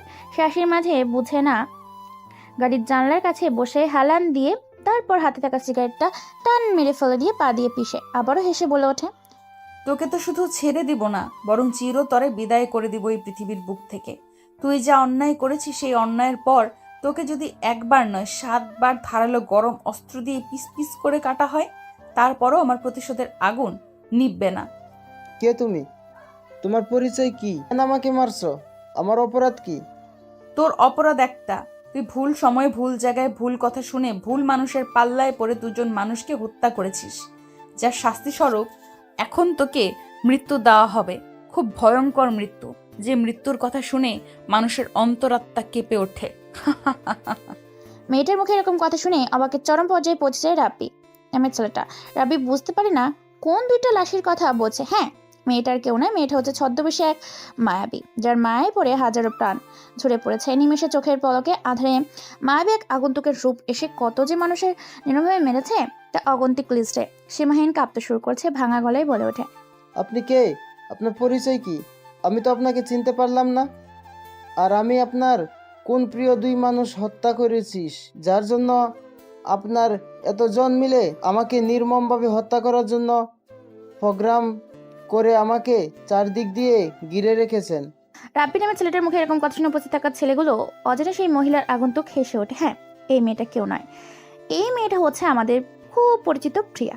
প্রিয়া হচ্ছে সেই রাতের ভয়ানক এক মায়াবী হিংস্র নরখাদক পিশাচিনী, যার হৃদয়ে নেই কোনো মায়া, নেই কোনো দয়া, রক্তের নেশা। সে মরিয়া। প্রিয়া বলে ওঠে, আমি প্রিয়া, আন্ডারওয়ার্ল্ড এবং আন্ডারওয়ার্ল্ডের অপরাধীদের মা, যার নাম শুনে এমনিতেই সবাই কেঁপে ওঠে, কলিজা তাদের নাড়া দিয়ে ওঠে। আমি সেই ব্ল্যাক মাফিয়া কুইন। প্রিয়া, মৃত্যুর আগে তুই আমার চেহারাটা একবার দেখে নে, যাতে মৃত্যুর এপার থেকে ওপারে তুই আমার চেহারাটাকে শেষ পর্যন্ত মনে রাখতে পারিস। তুই বললি না তোর অপরাধ কি? তোর অপরাধ হচ্ছে এটা, তুই আমার বোনকে হত্যা করেছিস। আমার একমাত্র ভালোবাসার বড় বোন নেহা, ও আমার বোনের ভালোবাসার মানুষ। আন্ডারওয়ার্ল্ড এবং আন্তর্জাতিক আন্ডারওয়ার্ল্ডের গডফাদার নিলয় ভাই, যে আমার বোনের ভালোবাসা ছিল, তাদের দুজনকে তোরা পরিকল্পনা করে খুব নির্মমভাবে হত্যা করেছিস। এর জন্য তোকে মরতে হবে। এক এক করে প্রত্যেকটা তাদের নির্মম মৃত্যুর সাজা দিব, প্রতিশোধ নিব আমার বোনের প্রতি হওয়া অন্যায়ের। তার থেকেও বড় ধরনের প্রতিশোধ নেব, তোরা গরিবের রক্ত চুষে বড় লোকদের বড়লোক করেছিস। যদিও আমি শুনেছি নিলয় ভাই মরেনি, বেঁচে আছে, এখনো তার সাথে আমার দেখা হয়নি বা তাকে আমি দেখিনি। প্লিজ আমাকে মারো না, আমার ভুল হয়ে গেছে, আমি আমার ভুল বুঝতে পেরেছি, আমাকে মেরো না প্লিজ, আমাকে ছেড়ে দাও। আমি কথা দিচ্ছি, এই শহর নয়, এই দেশ ছেড়ে চলে যাব। তুই কি ভেবেছিস আমি তোকে ছেড়ে দিলেও তুই ছাড়া পেয়ে যাবি? হারি কুত্তার বাচ্চা, আমি তোকে ছেড়ে দিলেও নিলয় ভাই তোকে ছাড়বে না, কেটে টুকরো টুকরো করে ফেলবে তোকে, কেননা তুই তার কলিজাকে তার নিজের চোখের সামনে হত্যা করেছিস। কথাটা শুনে ছেলেটার গলা শুকিয়ে যায়। হঠাৎ করে পেছন থেকে কে যেন ছেলেটার গলায় একটা ধারালো তার পেঁচিয়ে ধরে। তার হাত দুটো পা দুটো পেছন থেকে বেঁধে ফেলে। ছেলেটা নড়াচড়া করতে পারে না। এরপর মুখে একটা কাপড়, নাকে তুলা, কানে তুলো দিয়ে দেয়, হাত পায়ের সাথে একটা লোহার শিকড় বেঁধে দেয়, সাথে একটা বড় একটা টনের ওজন সমান লোহা সমুদ্রের পানিতে ফেলে দেয়। তারপর সে ছেলেটাকে ভালো করে তার সাথে পেঁচিয়ে একটা চিঠি আকাশে উড়িয়ে দেয়। ছেলেটাকে ব্রিজের ওপর থেকে ফেলে দেয়, সাথে লোহার ওজন থাকার কারণে পানির অতলে চলে যায় রাব্বি নামের ছেলে। পানির নিচে নিজেকে বাঁচানোর জন্য ছটফট করে থাকে, কিন্তু নিজেকে নড়াচড়া করতে পারে না, নিঃশ্বাস নিতে পারে না, কথাও বলতে পারে না। বেদনাদায়কভাবে মৃত্যু যন্ত্রণা উপভোগ করতে থাকে। সমুদ্রের পোকামাকড়রা কামড় নিয়ে খেতে থাকে। ব্যথা যন্ত্রণা নিয়ে ছটফট করতে করতে ছেলেটা সেই অতল সমুদ্রের গহীনে নিজের জীবনটাকে পরপরে ব্লিন করে দেয়। আকাশে রাতের অন্ধকারে উজ্জ্বল রঙিন হয়ে স্পষ্ট লেখাগুলো ফুটে উঠেছে। প্রতিশোধের নেশায় ফিরে এসেছিল আর এক ব্ল্যাক মাফিয়া কুইন। সমুদ্রের নিচে শহরের সেই শীর্ষ স্থান নিলয়ের এক সময় কাছের প্রিয়জন যে নিলয়ের সাথে বিশ্বাসঘাতকতা করেছিল, তার সমুদ্রের নিচে ফেলে দেওয়া আছে, যার নাম রাব্বি একটু কাগজের পাতায় লিখে উড়িয়ে দিয়েছে। এরপর বেশ কয়েকটা গাড়ি সেখান থেকে নিজ গন্তব্যে চলে যায়। রাত এইভাবেই কেটে যায়। এদিকে টেনশনে আছে চারদিকে গোয়েন্দা অফিসার, আরও অনেক পুলিশ অফিসার বাড়িয়ে দিয়েছে। সেনাবাহিনী অল টাইম টহল দিচ্ছে। চারিদিকে সকাল হতে শুরু করেছে। রাতের আধার কেটে জ্যোৎস্নার আলোয় আলোকিত হতে চলে করেছে। সূর্যের কড়া রোদে চারদিকটা ফটাফট হতে শুরু করেছে। মানুষজন ছুটে চলেছে যানবাহন নিয়ে নিজেদের গন্তব্যে। শহরের এক সাইড অন্য পাশে হাজারো মানুষ ভিড়। অদ্ভুত একটা তথ্য পেয়েছে। সমুদ্রের নিচে প্রায় কয়েকটা ডুবুরি নিয়ে এক এক সমুদ্রের গহীনে তলিয়ে যাচ্ছে। সেখানে সেনাবাহিনী, পুলিশ সহ আরও কিছু বাহিনী এসে জনকে নিয়ন্ত্রণ করছে। মানুষ কেউ ছবি তুলছে, কেউ ভিডিও করছে। হ্যাঁ, সেই লেখাটি সাংবাদিক বলে ওঠে। শহর জুড়ে বর্তমান টানটান উত্তেজনা, কেননা এক পাগলের জ্বালায় বাঁচে না নতুন আরেক পাগলের উৎপাত। নিলয় নামের এই ভয়াবহ মাফিয়া, যার নাম শুনে ছোট ছোট শিশুদের পর্যন্ত কলিজা কেঁপে যায়, সেখানে নতুন আরেক ব্ল্যাক মাফিয়া আগমন, যার নাম ব্ল্যাক কুইন মাফিয়া। যে কোনো এক ব্যক্তিকে পানির নিচে সমুদ্রের অতলে ফেলে দিয়ে চিঠিতে লিখে গেছে। সমুদ্রের নিচে শহরের শীর্ষের মাস্তান নিলয়ের এক সময়ে কাছের প্রিয়জন, যে নিলয়ের সাথে বিশ্বাসঘাতকতা করেছিল, তাকে সমুদ্রের নিচে ফেলে দেওয়া আছে, যার নাম রাব্বি। তবে কি প্রতিশোধ নেওয়ার জন্য ফিরে এসেছে আবারও এক নতুন মাফিয়া কিং? সম্পর্কে ব্ল্যাক কোনো মাফিয়া, এমনকি দ্য গ্রেট মাস্টার নিলয়ের, দুজনেই অনাকাঙ্ক্ষিত নাকি পরিকল্পনা? বিস্তারিত জানতে আমাদের পর্দায় চোখ রাখুন। কথা বলছিল সাংবাদিক। সাংবাদিকের কথাগুলো শুনে টিভি স্ক্রিনে নিজের চোখে সব দৃশ্য দেখে আতঙ্কে পুরো শহর অবাক হয়ে গেছে। নিলয় ছাড়াও বেশ কয়েকজন, অনেকেই শহরে থাকা প্রভাবশালী আবির হোসেন শুরু করেছে বারবার মৃত্যুর সময় প্রহর গুনতে থেকে। নিজ ঘরে বসে নিলয় ভাবতে থাকে, কে এই ব্ল্যাক কুইন মাফিয়া, যে প্রতিশোধ নেওয়ার জন্য নিলয়ের সাথে যার বিশ্বাসঘাতক করেছিল তাদেরকেই খুঁজে খুঁজে হত্যা করছে। চলুন তাহলে আপনাদের অনাকাঙ্ক্ষিত অতীত থেকে ঘুরিয়ে আনি। কে এই নিলয়? কেনই বা সে প্রতিশোধ নিচ্ছে? কে এই প্রিয়া আর আবির? কে? গল্পের মধ্যে থাকা রহস্যটা কি? সেই পুরো দিনটা ছিল শনিবার সকাল 10টা বাজবে। সময়টা এবং দিনটার সাথে পরিবেশটা ছিল মনোমুগ্ধকর। কলেজের সামনে আড্ডা দিচ্ছিল বেশ কয়েকজন ছেলে মেয়ে। ভার্সিটিতে প্রবেশ করেছিল একজন সুন্দরী রমণী মেয়ে। হঠাৎ করে ছেলেগুলোর মধ্যে থেকে একটা ছেলে একটা মেয়েকে টেনে ধরে মেয়েটার কোনো কিছু জিজ্ঞেস না করেই ছেলেটার গালে একটা থাপ্পড় মারে। ছেলেটা এটা হজম করতে পারেনি। মেয়েটার হাতে থাপ্পড় খাওয়ার কারণে নিজের রাগকে কন্ট্রোল করতে না পেরে হুঙ্কার ছেড়ে বলে ওঠে, এই সুন্দরী, তোর সাহস হয় কি করে? তুই আমার গায়ে থাপ্পড় মারিস? তোর 2 হাত ভেঙে হাঁটু এবং পায়ের সাথে মিশিয়ে দেব। তুই চিনিস আমি কে? ছেলেটার মুখে এরকম কথা শুনে মেয়েটা এক মায়াবী মন কেড়ে নেওয়া হাসি দেয়। মেয়েটা তার 2 ঠোঁট নাড়িয়ে বলতে চাবে, তার আগেই রাখি মেয়েটা যেমন দেখতে তেমন সুন্দর। তার কণ্ঠের সুর মেয়েটা বলে ওঠে, তো তাই নাকি? তোর পরিচয় কি আমরা কেউ জানি না? তোর পরিচয়টা দিয়ে দে। আমি তো জানি তুই এই ভার্সিটির একটা জোকার। তোকে জোকার বলে সবাই চিনে, কিন্তু জোকার ছাড়াও ভার্সিটিতে নাম আছে, সেটা তো আমরা জানতাম না। তাই দয়া করে ভাই, তুই তোর এই সেলিব্রিটির নামটা আমাদের একটু কষ্ট করে জানিয়ে দে। মেয়েটার মুখ থেকে এরকম কথা শুনে উপস্থিত থাকা বাকি সবাই মেয়েগুলো হেসে ওঠে। মুহূর্তের মধ্যে পুরো জায়গাটা এক হাসির রোলে পরিণত হয়। হৃদয় নামে ছেলেটা নিজের অপমান বোধ করে সারা শরীর রেগে ফেটে যাচ্ছে। এদিকে নিজের রাগ কন্ট্রোল করতে না পেরে নেহা নামের মেয়েটার বুকের ওপর থেকে ওড়নাটা টেনে নেয়। সাথে সাথে নেহা লজ্জায় পড়ে যায়। 2 হাত দিয়ে নিজের বুক ঠেকে নেয়, বলে ওঠে, দেখ, আমার ওড়না দিয়ে দে বলছি, নয়তো কিন্তু তোদের ভালো হবে না। তোরা জানিস না তোরা কার সঙ্গে পাঙ্গা নিচ্ছিস। আমি দেখতে সরল সাদা, কথা কম বলি বলে তোরা যে আমার মাথার উপরে ডাব ভেঙে খাবি, এটা আমি মেনে নিব না। তাই নাকি সুন্দরী? তা তুই কি করবি শুনি? তোর কি ক্ষমতা আছে আমাদেরকে কিছু করার? এই ভার্সিটিতে আমাদের কথাই চলে, আমরা যা বলি তাই এই ভার্সিটিতে হয়।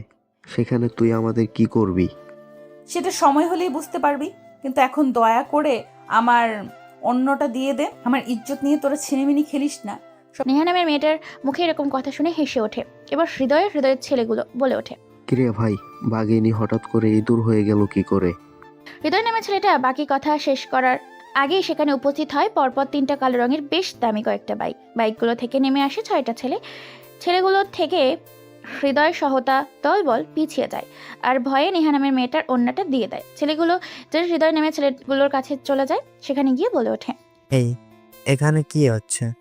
ভার্সিটিতে না গিয়ে তোরা এখানে আড্ডা দিচ্ছিস? তোদেরকে বলছিলাম না যে কোনো মেয়েকে ডিস্টার্ব করবি না?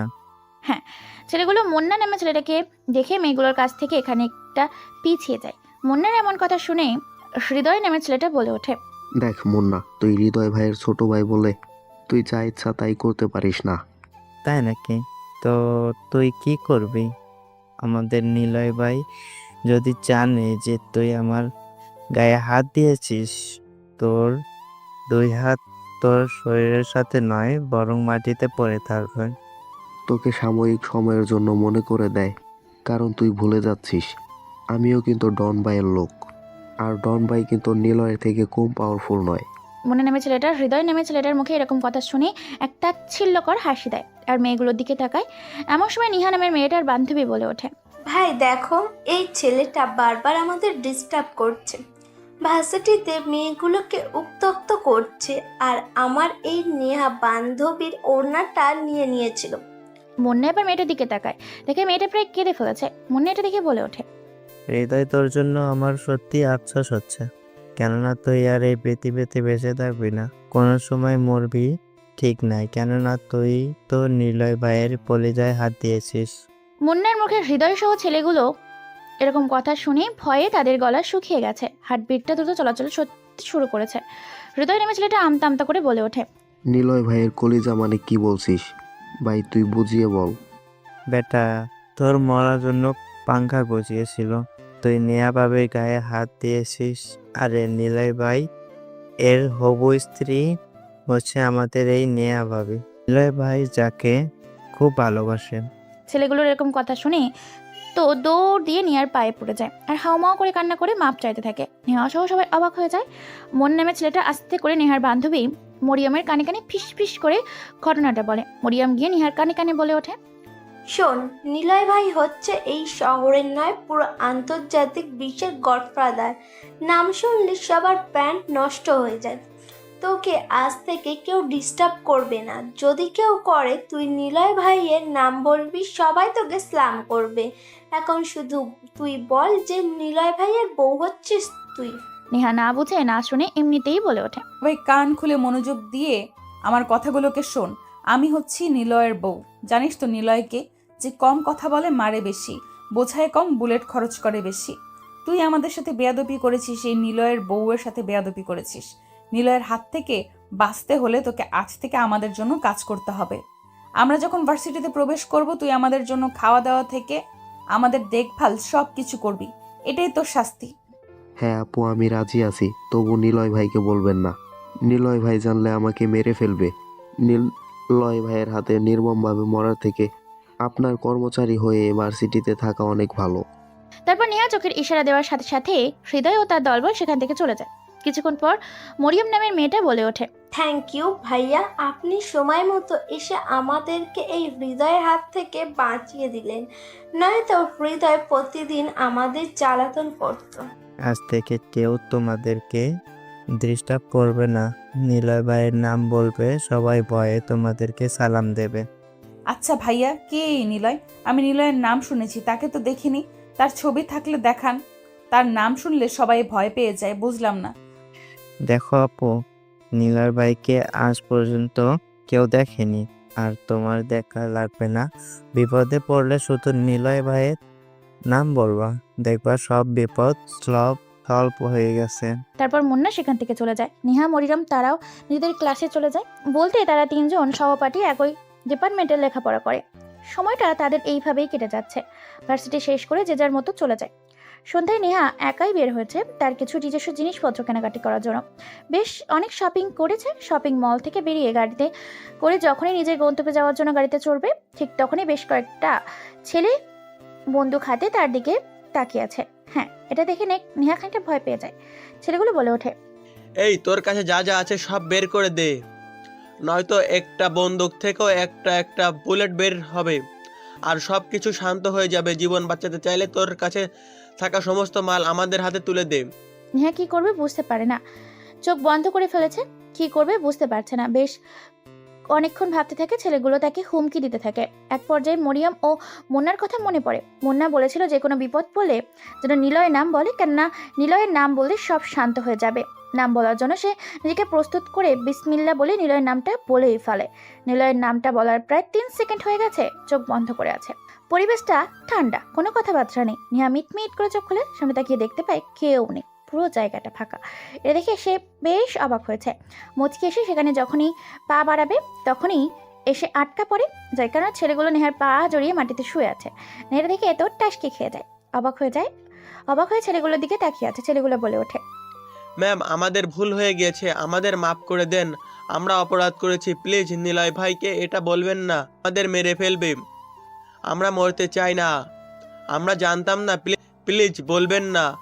আপনার কি কি লাগবে শুধু আমাদের বলুন, আমরা সব এনে দিচ্ছি। ছেলেগুলো মাটি থেকে উঠে দাঁড়ায়, হাতে থাকা সমস্ত শপিং ব্যাগগুলো নিজেদের হাতে নেয় আর বলে ওঠে, ম্যাম, আপনি গাড়িটা চড়ুন, আমরা আপনার মালামাল পৌঁছে দিচ্ছি। পিছনে একটা গাড়ি আমাদের আপনাকে সিকিউরিটি দিবে আর সামনে একটা গাড়ি, আপনার কোনো সমস্যা হবে না। নেহা তো খুশিতে আত্মহারা। তার বাপ কোটিপতি বিজনেসম্যান, কিন্তু এরকম সম্মান যেন তার বাবাও কোনোদিন পায়নি। নিজেকে আজকে কেমন যেন সেলিব্রিটি মনে হচ্ছে। নেহার কেমন যেন নিজেকে পাওয়ারফুল অনুভব হচ্ছে। নেহা মুচকে এসে গাড়িতে চড়ে বসে। তারপর ছেলেগুলো নেহাকে পৌঁছে দেয়। এভাবেই রাত কেটে যায়। পরদিন ভার্সিটিতে একটা ছেলে নেহাকে খাবার খাইয়ে দেয়। খবরটা নিলয়ের কানে যায়। হঠাৎ করে কথা থেকে যেন একটা মুখোশ পরা মানুষ ছেলেটার হাতে একটা কাগজ দেয়। কাগজটাতে লেখা ছিল, জীবন বাঁচাতে চাইলে আজ থেকে এই শহর ছেড়ে চলে যা, কেননা তুই আমার নেহার গায়ে হাত দিয়েছিস, তোর হাত কেটে ফেলবো। বাঁচতে চাইলে আজ থেকে নেহার চোখের আড়ালে সরে যা। মুহূর্তের মধ্যেই এটা চারিদিকে ছড়িয়ে পড়ে। নেহাও এটা শুনে বেশ খানিকটা ভয় পেয়ে যায়।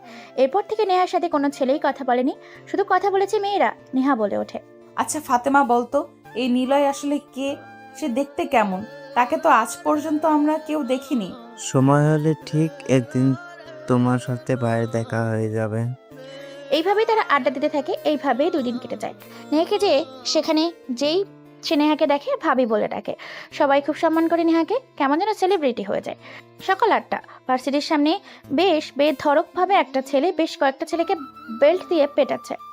এটা দেখে নেহা কোনো কিছু বুঝে না বুঝে পেছন থেকে ছেলেটার হাতের বেল্ট টেনে ধরে। এটা দেখে উপস্থিত থাকা সকলে অবাক হয়ে যায়, কেননা নিলয় কোনো কাজ করলে, নিলয়ের কাজে কেউ বাধা দিলে আর কেউ নিলয় বাঁচিয়ে রাখে না। নিলয় পেছন করে তাকিয়ে দেখে সুদর্শন একটা মেয়ে। নিলয় কোনো কিছু বলার আগেই মেয়েটা ছাড়ি দিয়ে বলে ওঠে, গুন্ডা মাস্তান কোথাকার, তো সাহস হয় কি করে তুই ভার্সিটির সামনে এসে মারপিট করিস? তুই কি জানিস তুই কার সামনে বেয়াদবি করছিস? সরি ম্যাম, আসলে আমি বুঝতে পারিনি কে আপনি। আমি কে সেটা তুই জানলে তোর প্যান্ট নষ্ট করে ফেলবি। আমি হচ্ছে নিলয়ের হবু বউ। নিলয়ের সামনে কেউ এরকম কথা বলবে? আর নিলয় এটা শুনে টাসকি তো খেয়ে যায়। মনের দিকে তার চোখ যায়, তাকায়, মনে চোখের ইশারা দিয়ে বুঝিয়ে দেয় এটাই হচ্ছে নেহা। নিলয় এটা শুনে মুচকি হাসি দেয়। তারপর নিলয় কোনো কথা ছাড়াই মেয়েটার কোমরে হাত দিয়ে নিজের কাছে টেনে নেয়। ছোট্ট করে মেয়েটার গালে একটা চুমু এঁকে দেয়। এরকম দৃশ্য দেখে তো উপস্থিত থাকা সবাই অবাক হয়ে যায়। নেহা বলে ওঠে, তোর সাহস হয় কি করে তুই নিলয়ের বউয়ের গায়ে হাত দিস? যদি নিলয় নিজেই তোমার গায়ে হাত দেয় তো? ও শুধু আমার শরীরে হাত কেন, ও আমার সাথে চাইলে রুম ডেট করতে পারে, তাতে তোর কি? যখনই নেহা নিলয়কে মারতে যাবে তখনই মুন্না সেখানে এসে বলে ওঠে, আরে নেহা, তুই এটা কি করছিস? এটাই তো হচ্ছে নিলয় ভাই, তুই যাকে দেখতে চেয়েছিলি। এটা শুনে নেহা সহ সকলের টাসকি খেয়ে যায়। অবাক হয়ে যায় সকলে। নিলয় আসলে দেখতে কেমন সেটা এখনো কেউ জানে না। হৃদয় এক এক করে জায়গায় এক এক রকম রূপ নিয়ে আসে, আবরণ করে। তার এই নির্দিষ্ট মুখোশের কোন কেউ বলতে পারে না, কিন্তু সে যে রূপ ধারণ করে দেখতে তাতেই তার অরিজিনাল মনে হয়। নিলয় ছেলেগুলো সবাইকে সেখান থেকে চলে যেতে বলে। তারপর নেহা, মরিয়ম, মুন্না, নিলয় সহ একটা কফি শপে যায়। সেখানে গিয়ে নিলয় বলে ওঠে, কি ব্যাপার ম্যাম, আপনি নাকি আমার হবু বউ? সবাইকে এটা বলে বেড়াচ্ছেন। এটা শুনে বেশ খানিকটা লজ্জা পেয়ে যায় নেহা। নিলয় বলে ওঠে, এটা তুমি বানিয়ে বলেও কিন্তু সত্যি আমি তোমাকে পছন্দ করে ফেলেছি, আর আমি তোমাকে আমার রাজ্যের রানী বানাবো। তুমি নিশ্চয়ই আমার সম্বন্ধে জানো কিনা জানি না, আমি কিন্তু রক্ত নিয়ে খেলি। নেহা কোনো কথা বলে না। নেহা শুধু ভাবতে থাকে গত এই কয়েকদিনে নিলয়ের নাম করে সে অনেক সম্মান পেয়েছে, অনেক দাম পেয়েছে। সেই কয়েকদিনে নিলয়ের বিষয়ে অনেক কিছু তথ্য নিয়েছে। নিলয় ছেলেটা খারাপ নয়, গরিব দুঃখীদের জন্য অনেক কিছু করে। সে হচ্ছে গরিবের বন্ধু। তাই নেহা মুচকি এসে বলে ওঠে, প্রথমে তোমাকে খারাপ ভেবেছিলাম, কিন্তু পরে তোমার সম্বন্ধে জেনে আমিও তোমার প্রেমে পড়ে গেছি। সর্বপ্রথম মিথ্যে বলেও এখন আমি তোমাকে সত্যি ভালোবাসি আর তোমাকেই বিয়ে করতে চাই। মরতে হলে দুজনে মরবো, সমস্যা কোথায়? নেহার মুখে এরকম কথা শুনে সবাই মুখে হাসি ফুটে ওঠে, কিন্তু কোনো এক ব্যক্তির মাঝে অন্ধকার কালো বিষণ্ণতা ছেয়ে যায়। তারপর তারা সেখানে অনেক কথা বলে, আড্ডা দেয়। এইভাবে দেখতে দেখতে বেশ কয়েকটা দিন কেটে যায়। এই কয়েকটা দিনে নিলয় নেহা অনেক জায়গায় ঘোরাঘুরি করেছে। নিলয়কে আজ পর্যন্ত কেউ দেখেনি, কিন্তু নিলয় নেহাকে তার আসল পরিচয় এবং তার নিজেকে আসল চেহারাটাও দেখিয়েছে। এই কয়েকদিনে ভার্সিটিতে নিলয় নেহাকে এনে দেয়, আবার বাসায় ড্রপ করে দেয়। নেহার বাবা মাও এই কথা জানেন। নেহার পাগলামিতে নেহার বাবা মা নিলয়কে মেনে নেয়। একটা গুন্ডা মাস্তান হলেও সে যে ভালো একটা ছেলে এটা জানে। এদিকে এই খবরটা পৌঁছে যায় এমপি আবিরের কাছে। আবির খবরটা শুনে ফোন করে নিলয়ের কাছে আর বলে ওঠে, কি ব্যাপার নিলয়, তোমাকে আজকাল আড্ডাখানায় দেখা যায় না। তুমি নাকি নাইট ক্লাব যাও বন্ধ করে দিয়েছো। এছাড়া তোমাকে আমি আমার সময়ের মতো কাজে পাই না। আসলে ভাই একটু ব্যস্ত ছিলাম তো কয়েকটা দিন কাজে, এই জন্য দেখা করতে পারিনি।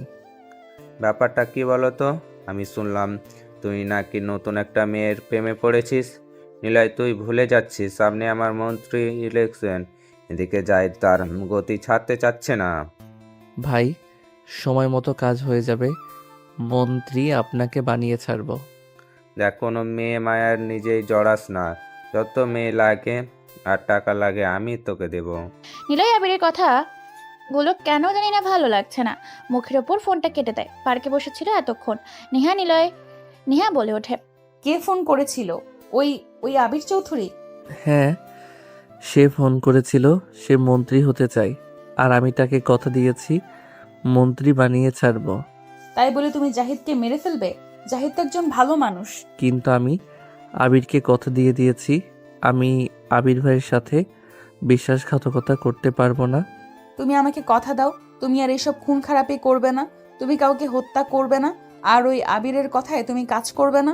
এই সমস্তটাই পেছন থেকে ভিডিও করছিল কোন এক অজানা ব্যক্তি। নিলয় কোনো কথা বলে না, নেহাকে নিয়ে সেখান থেকে তার বাসায় পৌঁছে দেয়। অন্যদিকে সেই মানুষটা চলে যায় আবিরের কাছে। আবিরের সামনে ভিডিও ওপেন করে। ভিডিও দেখে আবিরের মাথা নষ্ট হয়ে যায়। টেবিলের ওপর মদের বোতলটা ভেঙে ফেলে আর বলে ওঠে, আমি জানতাম একদিন না একদিন এটাই হবে। মায়া মানুষ আসলে ভালো না, সব নষ্টের গোড়া। সে যে করেই হোক নিলয়কে আমার দলে রাখতে হবে। নিলয় না বললে আমি মন্ত্রী হতে পারবো না। প্রয়োজনে ওই মেয়েটাকে মেরে ফেলতে হবে। আবির দ্রুত ফোন করে নিলয়কে। নিলয় ফোন করে একটা মিটিং আছে বলে বন্ধ করে দেয়। একটা রুমে বেশ কয়েকজন ছেলেপুলেকে নিয়ে বসে আছে আবির বলে ওঠে, সামনে আমার ইলেকশন, মন্ত্রী হওয়ায় কি করবি? কোনো কিছুই করব না। যদি তোমাকে জনগণ ভোট দিয়ে জেতাতে চায় তবে তুমি মন্ত্রী হতে পারবে, এটাই লাস্ট কথা।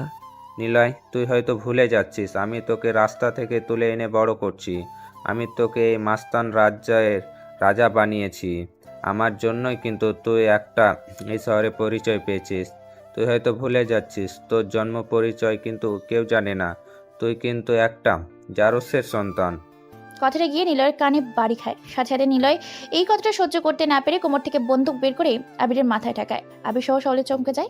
নিলয় নিজের রাগকে কন্ট্রোল করতে পারে না। যখনই টিকারে চাপ দিতে যাবে আবিরের বেশ অপমান হয়, কারণ আজ পর্যন্ত আবিরের মাথায় কেউ বন্দুক তাক করেনি, এমনকি নিলয় পর্যন্ত না।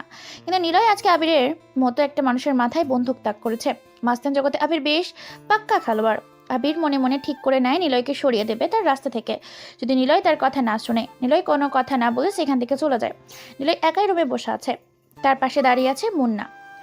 আবির বলে ওঠে, শোন মুন্না, আমি নিলয়কে তুলে এনেছিলাম রাস্তা থেকে, নিলয় তোকে এনেছে তুলে রাস্তা থেকে। এই পৃথিবীতে কেউ আপন নয়, সবাই স্বার্থপর, সবাই নিজেরটা ভালো করে বোঝে। ওই মায়াটার জন্য নিলয় আজকে এই প্রথমবার আমার মাথায় বন্দুক ঠেকিয়ে আমার কথার বিপক্ষে কথা বলেছে। আমি ভেবেছিলাম শুধু মেয়েটাকে মেরে ফেলবো, কিন্তু প্ল্যান চেঞ্জ করতে হবে। সে যদি হয় মাস্তান, তাহলে আমি আন্তর্জাতিক মাফিয়াদের মাস্তান, মাস্টার মাইন্ড লিডার। নিলয় যদি আমার কথায় না উঠবোস করে, তবে নেহার সাথে সাথে নিলয়কে ও পারে ধরিয়ে দেব। আবিরের মুখে এই কথা শুনে মুন্না বলে ওঠে, ভাই, আমি তোমার সাথে আছি, কিন্তু সত্য একটা, তুমি নীলার ভাইকে মেরে ফেলতে পারো, কিন্তু নেহাকে মারতে পারবে না। কেননা আমি নেহাকে এ কয়দিনে ভালোবেসে ফেলেছি, আর নিলয় ভাই বেঁচে থাকলে আমি নেহাকে কোনোদিনও পাবো না। আবির এই কথা শুনে বেশ অবাক হয়েছে, অবাক হয়ে তাকিয়ে আছে। আবির মুচকি এসে বলে ওঠে, দেখ, তোকে আমি নতুন করে এই রাজ্যের রাজা বানাবো, নিলয়কে সরিয়ে দেব। পুরনো নিলয় হয়ে গেছে, এই খেলায় তার খেলার বয়স নেই। নতুন সিংহ তৈরি করব এই শহরে, আর সেটা হবি তুই। তুই ভুলে যা ওই নেহাকে। তোকে প্রত্যেক দিন তোর রুমে একটা করে মেয়ে উপহার দেব তোকে, শুধু আমার কথায় উঠবোস করবি। হৃদয়, নেহাকে তুলে দে। না ভাই, আমি কোনোভাবেই এটা মেনে নিতে পারছি না। আমি নেহাকে খুব ভালোবাসি। আবির মনে মনে ভাবতে থাকে একটা মেয়ের জন্য তার সাজানো সাম্রাজ্য শেষ হতে চলেছে, কিন্তু আবির পাকা খেলোয়াড়, তাই মুচকি এসে বলে ওঠে, তুই যা চাইছিস তোকে তাই দেওয়া হবে। তুই শুধু নিলয়কে আমার রাস্তা থেকে সরিয়ে দে। নিলয় হবে আমার মন্ত্রী হওয়ার একমাত্র চাবিকাঠি। নিলয়কে মেরে ফেলবো আমি, আর নিলয়ের মৃত্যু নিয়ে ইমোশনাল কিছু কথা বলবো। জনগণের সম্পত্তি অর্জন করে আমি হব সাম্রাজ্যের রাজা, কারণ হাজারো মানুষের নিলয়কে খুব ভালোবাসে। নিলয়ের মৃত্যু আমার কাছে খুবই দরকার।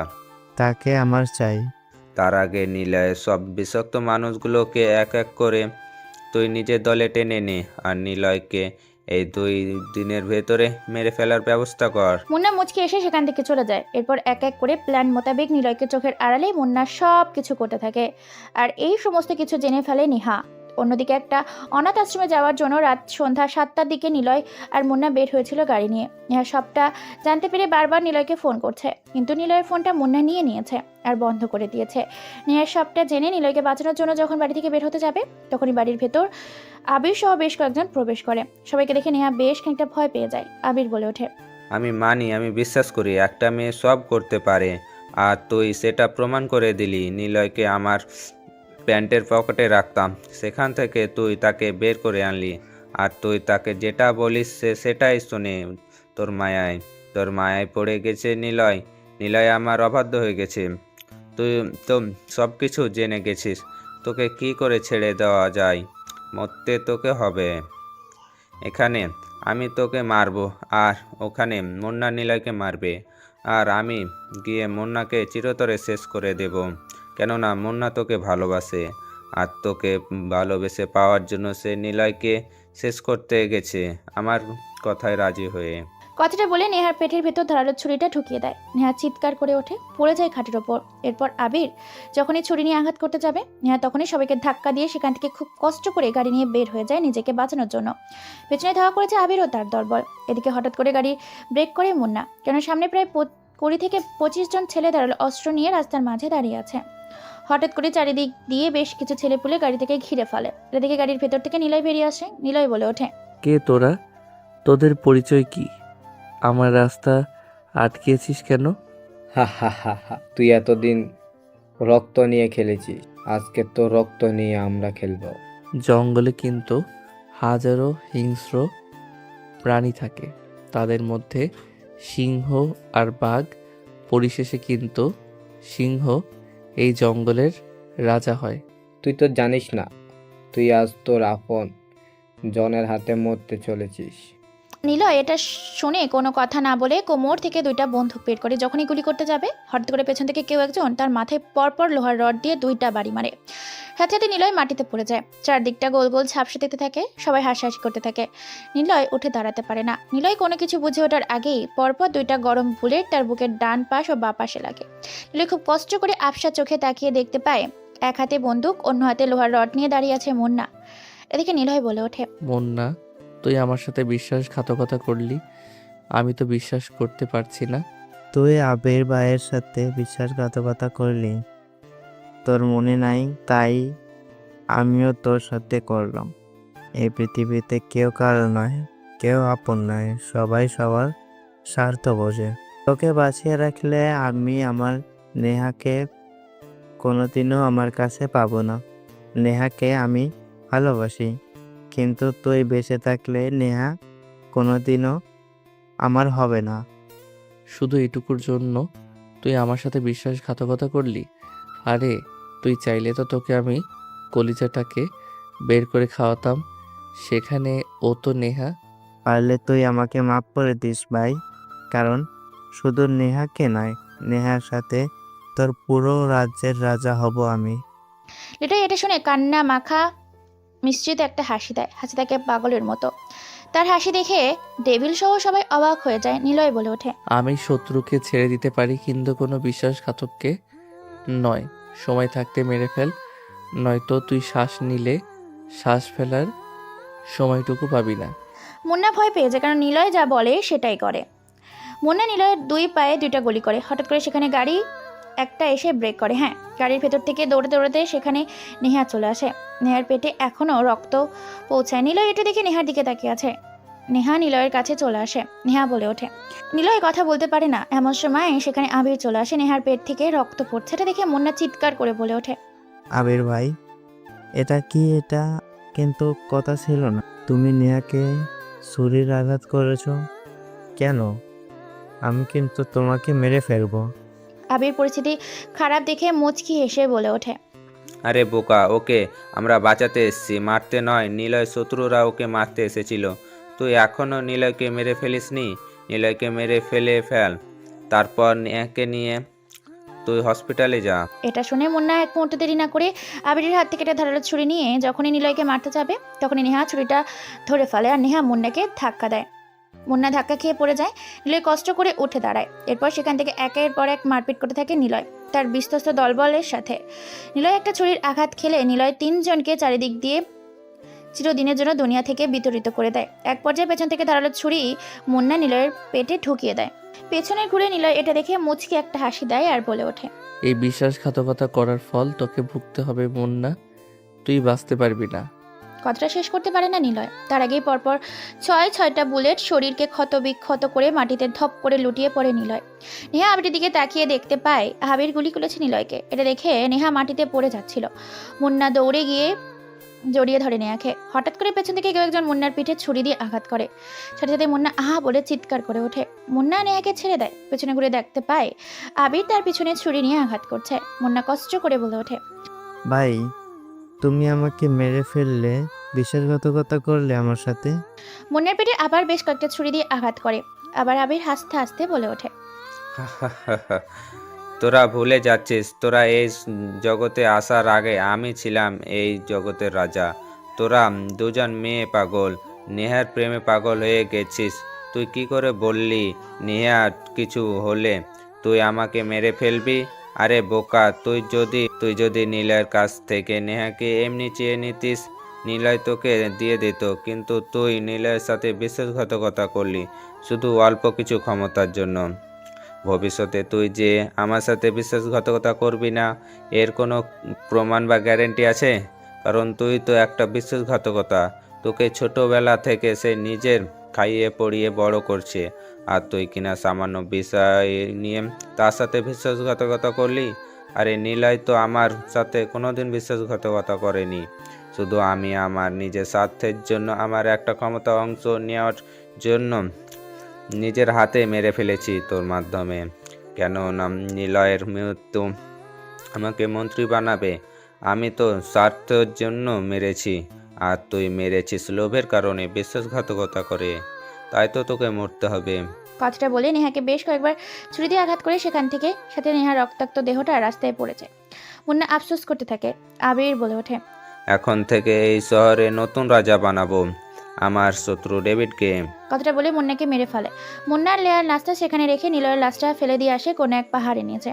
পরের দিন সকালবেলা খবরটা ছড়িয়ে পড়ে সাংবাদিকের কাছে। সাংবাদিক বলে ওঠে, শহরে কান্নার রোল পড়েছে। শুধু শহরে নয়, দেশ ও দেশের বাইরেও কান্নার রোল পড়েছে। কেননা নিলয়ের দলের ছেলেগুলো নিলয়ের সাথে বিশ্বাসঘাতকতা করে নিলয়েরকে মেরে ফেলেছে, সাথে তার ভালোবাসার মানুষ নেহাকে। কে এই বিশ্বাসঘাতকতার সাথে জড়িয়েছিল এখনও বুঝতে পারেনি। তবে সব কিছুতে ভেঙে পড়েছে আবির, যে মন্ত্রী হতে চেয়েছিল। তাই আবির সাহেব আমাদের কিছু তথ্য দিতে চায়। নিলয় সবসময় গরিব দুঃখী মানুষের উপকার করত, তাই তো সে আমাকে মন্ত্রী বানাতে চেয়েছিল। নিলয় নয় তো কি হয়েছে, নিলয়ের জায়গায় আমি আপনাদের সেবা করব। যদি আপনারা আমাকে ভোট দিন, নিলয়ের আশা পূরণ করব, নিলয়ের আত্মা যাতে শান্তি পায়, তাই আমি অনুরোধ করব আমাকে ভোট দিয়ে আপনারা আমাদের সেবা করার সুযোগ করে দিন। মুহূর্তের মধ্যে খবরটি ভাইরাল হয়ে যায়। ঠিক এর 2 দিন পর ইলেকশন। আর ইলেকশনে সিম্প্যাথি দেখিয়ে ইমোশনাল কিছু ডায়লগ দিয়ে মানুষের মন জয় করে নেয় আবির। নিলয়ের কথা ভেবে সবাই আবিরকে ভোট দেয়। আবির মন্ত্রী হয়। দেখতে দেখতে 3টা মাস কেটে যায়। আর এই 3 মাস পর কি হচ্ছে কি না হচ্ছে সবটাই আপনারা জানেন। নেহার মৃত্যুর খবর শুনতে পেয়ে তার বোন দেশে ফিরে আসে। সেও একজন মাফিয়া। দেশের বাইরে থেকে সেও অনেক বড় গ্যাং পরিচালনা করে। নিজের বোনের মৃত্যুর প্রতিশোধ নিতে শহরে ফিরে এসেছে আর একের পর এক লাশ ফেলেছে। এই ছিল অতীতের সামান্য কিছু ঘটনা। বর্তমান। ডেভিল বলে ওঠে, ভাই, এই শহরে আমরা থাকবো না। কেননা এই শহরে খুব নিলয় নয়, বরং প্রতিশোধ নেওয়ার জন্য আরও একজন ব্ল্যাক কুইং মাফিয়া শহরে এসেছে। খবর পেয়েছি এটা হচ্ছে নেহার বোন। আমাদের দলের প্রায় 313 জন ছেলেকে মেরে ফেলেছে। আমাদের এই শহর থেকে পালানোর জন্য সমস্ত কিছু ঠিকঠাক করতে হবে। অন্যদিকে ভার্সিটিতে প্রবেশ করছে আজকে একসাথে নিলয় ও প্রিয়া। আজকে তাদের বন্ধু আসেনি, ক্যাম্পাসে বসে আছে নিলয় আর প্রিয়া। এমন সময় ভার্সিটির মাঠে প্রবেশ করে বেশ কয়েকটা বাইক। তারপর তারা ক্যান্টিনে চলে যায়। ক্যান্টিনে বেশ কিছু ছেলে বসেছিল। ছেলেগুলোর থেকে তুলে দেয় একটা ছেলে বসেছিল। ছেলেগুলোকে কাছে ডেকে বেশ কয়েকটা থাপ্পড় মারে। একটা ছেলে এটা দেখে সেই ছেলেটাকে বলে ওঠে, কি ব্যাপার ভাই, আপনি আবার মারলেন কেন? আমার দোষটা কি? তোদের দোষ হলো আমরা এখানে এসেছি আর তুই এখনো এখান থেকে যাসনি? এটা কি তোর বাপের যে আমাকে চলে যেতে হবে তোদের আশাতে? এই তোরা একে পাশে নিয়ে আয়, আজকে একে মেরে ফেলবো, কোনো কথা হবে না। সবাই সেদিকে তাকিয়ে আছে। ছেলেটাকে মাঠের মাঝখানে নিয়ে আসে আর ছেলেটা বলে ওঠে, আজকে প্রকাশেই ধোলাই করব।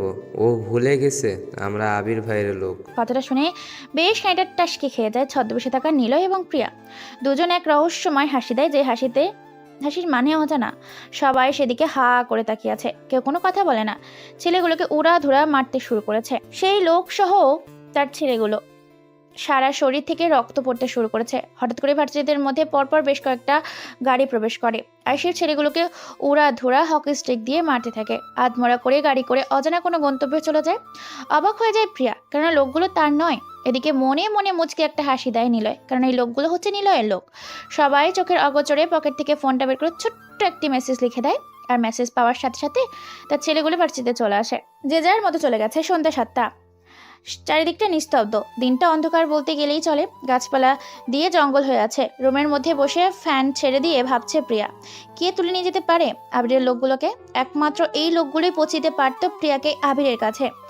হঠাৎ করে টেবিলের উপর থাকা ফোনটা বেজে ওঠে। ফোনটা রিসিভ করতেই ওপাশ থেকে বলে ওঠে মাইশা, হ্যালো ম্যাডাম, ছেলেগুলোকে তুলে নিয়ে গেছে নিলয় ভাইয়ের লোক, এবং কোথায় নিয়ে গেছে এটাও আমরা খোঁজ পেয়ে গেছি। আপনি দ্রুত এই ঠিকানায় চলে আসুন। প্রিয়া মেসেজের ঠিকানা পাওয়ার সাথে সাথে লেডি কিলারের জ্যাকেট পরে রওনা দেয় নিলয়ের আড্ডাখানায়। এদিকে নিলয় ছেলেগুলোকে অত্যাচার করতে থাকে শুরু করেছে। একটা স্টিলের ইলেকট্রিক্যাল চেয়ারে বসে হাত পায়ে মাথায় ইলেকট্রিক্যাল তার পেয়েছে, ইলেকট্রিক্যাল শক দিতে থাকে। সারা শরীর থেকে ছেলেগুলোর ঝলসে যাচ্ছে। নিলয় অত্যাচার সহ্য করতে না পেরে চিৎকার করে বলে ওঠে, আমি বলেছি ওরা দেশ থেকে আজ বা কালের মধ্যে পালিয়ে যাবে, কেননা ওরা জানতে পেরে গেছে যে তোমরা ফিরে এসেছো মৃত্যুর প্রতিশোধ নিতে। ডেভিল এবং আবির ভাই রেডি হয়েছে দেশ ছেড়ে পালানোর জন্য। হয়তোবা আজকে রাতেই ফ্লাইটে তারা রওনা দিবে দূর আকাশে। তোকে এই ছোট্ট ইনফরমেশনটা দেওয়ার জন্য ছোট্ট একটা উপহার দিব। নিলয় কথাটা বলে ছেলেটার গলার ওপর যখনই ব্লেড দিয়ে টানতে যাবে তখনই পেছন থেকে গুলির শব্দ শুনতে পায়। সবাই পিছনে তাকিয়ে দেখতে পায় প্রায় 10 থেকে 15 জন বন্দুক হাতে, ছেলে মেয়ে উভয়। তাদের সামনে একটা লেডি মাস্ক পরা মেয়ে দাঁড়িয়ে আছে। মেয়েটা হাসতে হাসতে বন্দুক হাতে নিয়ে নিলয়ের সামনে এসে পায়ের উপর পা রেখে বসে পড়ে আর বলে ওঠে, নিলয় মাস্তান, এত তাড়াতাড়ি প্রতিশোধ নিলে কি করে চলবে? আমার বোনের প্রতিশোধ তো আমাকেই নিতে হবে। সে ছিল আপনার ভালোবাসা আর আমার ছিল বোন, তাই প্রতিশোধ আমি নিব। কথাটা বলে মুখ থেকে মাস্কটা খুলে ফেলে। নিলয় তো প্রিয়াকে দেখে টাসকে খেয়ে যায়। নিলয় অবাক হয়ে বলে ওঠে, প্রিয়া, তুমি এখানে? কি ব্যাপার? আমি তো কিছুই বুঝতে পারতেছি না। কে তোমার বোন? তোমার ভালোবাসার নেহা আমার আপন বোন। আমি আর সে দেখতে একই রকম, আমাদের কণ্ঠস্বর শুরু করে যাবতীয় সব একই। সে যদি আমার পাশে দাঁড়ায় তুই চিনতেই পারতি না কে তোর ভালোবাসার মানুষ। আমরা যমজ বোন। আমি দেশের বাইরে ছিলাম, কেউ জানতো না। আমি তোমাকে বলতে মানা করেছিলাম আমার বিষয়, তাই নেহা আপু তোমাকে আমার বিষয়ে তেমন কিছু বলেনি। তোমাকে সারপ্রাইজ দেবে বলে এটাকে সিক্রেট রেখেছিল, কিন্তু আমার বোন সেই সারপ্রাইজটা আর নিজের চোখে দেখতে পারলো না। তার আগে নিজেই সে সারপ্রাইজ হয়ে গেছে। নিজের চোখের সামনে নিজের মৃত্যু দেখে এর প্রতিশোধ নিতে আমি এসেছি। সে আমার নিজের বোন। তারপর প্রিয়া এক এক করে সমস্ত ঘটনা খুলে বলে। সমস্তটা শুনে নিলয় প্রিয়াকে কি বলে সে যে ইচ্ছে তাই করতে পারে। প্রিয়া কথাটা শোনার সাথে সাথে ছেলেটাকে গলার ভেতর ধারালো একটা ছুরি ঢুকিয়ে দেয়। পরপর বেশ কয়েকটা টান দেওয়াতে ছেলেটা মাটিতে লুটিয়ে পড়ে। তারপর সেই পরিত্যক্ত বাইরে থেকে পরপর বেশ 15টি কালো রঙের গাড়ি এবং সাদা রঙের গাড়ি বেরিয়ে যায় এয়ারপোর্টের উদ্দেশ্যে। আকাশে ট্রেনও আছে, 2 জন পাইলট আর 2 জন মহিলা সার্ভিস। আবির বলে ওঠে, অবশেষে এই পাগল নীলার হাত থেকে বাঁচতে পারলাম। ঠিক বলেছে ভাই, সে সবাইকে ছেড়ে দিতে পারে। অন্যায় কাজ করলে অন্যায়কারীকে ছেড়ে দেয়, কিন্তু কেউ বিশ্বাসঘাতক করলে তাকে সে ছেড়ে দেয় না। সে আর কোনোদিন আমাদের টিকিটও খুঁজে পাবে না। কে বলল তোদের টিকিটাও ছুতে পারবো না? টিকিট ছুতে বরং কেটে ফেলতে এসেছি। নিলয়ের মতো কারো কণ্ঠস্বর শুনতে পেয়ে চমকে যায়। হয়তো কণ্ঠে এরকম কণ্ঠস্বর হতেই পারে। থতমত খেয়ে যায়। ভয়ে পেছনে ঘুরে তাকিয়ে দেখতে পায় চোখগুলো চোখের জায়গা থেকে বেরিয়ে আসার উপক্রম। ভয়ে তাদের চোখে লাল বর্ণ ধারণ করেছে, নিজ থেকে পানি গড়িয়ে উঠতে শুরু করেছে। আবির বলে ওঠে, নীলয়, তুই এখানে? তুই কি করে জানলি? তারপর নিলয় চোখের ইশারা দেওয়ার সাথে সাথে পেছন থেকে প্রিয়া তার দলবল আবিরকে ডেভিডকে বেঁধে ফেলে। লোহার শিকড় দিয়ে মুখে টেপ মেরে দেয়, পায়ে শিকল বেঁধে দেয়। আজকে তোরা কোনো কথা বলতে পারবি না, শুধু আমরা বলবো। নিলয় বেঁচে আছে, আর তুই যে আমাকে দেখছিস না, আমিও বেঁচে আছি। আমরা মরিনি, বরং মৃত্যুর দরজা থেকে ফিরে এসে তোদেরকে মারতে এসেছি। তোরা ভাবলি কি করে তোরা আমাদেরকে মেরে ফেলবি? তোদের সেই ক্ষমতা আছে? তোদের লোককে মেরে তাদের গোপন তথ্য পেয়ে আমরা সাথে সাথে প্লেনে এসে হাজির হয়েছি। এখন তোদের মৃত্যু আমাদের হাতে। তোরা যে আমাদের নির্মম মৃত্যু দিয়েছিলি, তার থেকেও ভয়াবহ ভয়ঙ্কর মৃত্যু দিব আমরা তোদেরকে। তোদের মৃত্যু দেখে ইতিহাসের প্রথম পাতায় ও বইয়ে রচনামূলক শব্দের এক একটা বাক্য, এক একটা কথা মানুষের শরীরকে শিহরিত করে তুলবে। আবির ডেভিড কথাটা বলতে পারে না। ভয়ে তাদের শরীরটা কাঁপাকাঁপি শুরু করেছে। কোনো কথাই বলতে পারে না, কেননা তাদের মুখে টেপ মারা। প্রিয়া আবার বলে ওঠে, এখন তোদের মৃত্যু আমাদের হাতে। তোদের আর কেউ বাঁচাতে পারবে না, চাইলেও মৃত্যু এড়িয়ে যেতে পারবি না। কথাটা বলে চোখের ইশারা দেওয়ার সাথে সাথে প্রিয়া ও নিলয়ের ছেলেগুলো আবির ও ডেভিডের হাতে পায়ে শিরা উপশিরা কেটে দেয়। রক্ত বেরোতে শুরু করেছে। তারপর প্লেনের দরজা খুলে তাদেরকে ফেলে দেয়। শিকল দিয়ে প্লেন উল্লঙ্গ করে দুজনকে ঝুলিয়ে রেখেছে এবং পাইলটকে বলে দেয় যেন পাহাড়ের ওপর দিয়ে প্লেন চালিয়ে যায়। যতবার পাইলট পাহাড়ের ওপর দিয়ে যায় ততবারই পাহাড়ের সাথে তাদের শরীরটা বাড়ি খেয়ে ক্ষত বিক্ষত হতে থাকে। শরীর চিরে একাকার হতে শুরু করেছে। তাদের চিৎকার আর্তনাদ যেন বাইরে থেকে প্লেনের কাছে এ পর্যন্ত পৌঁছায় না। মহাশূন্যের মধ্যে ভেসে চলেছে আবির ও ডেভিডের রক্ত পড়ছে তাদের বিষয়কেও বিষাক্ত রক্ত। চূর্ণ বিচ্ছূর্ণ হয়ে যায় তাদের শরীরটা।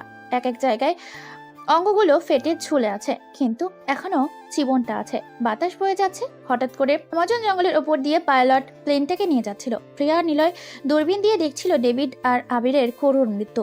হঠাৎ করে কোনো এক অজস্র জিনিস তাদেরকে গিলে ফেলে, মুহূর্তের মধ্যে নিখোঁজ হয়ে যায়। এই দৃশ্য দেখে তারাও অবাক হয়ে যায়।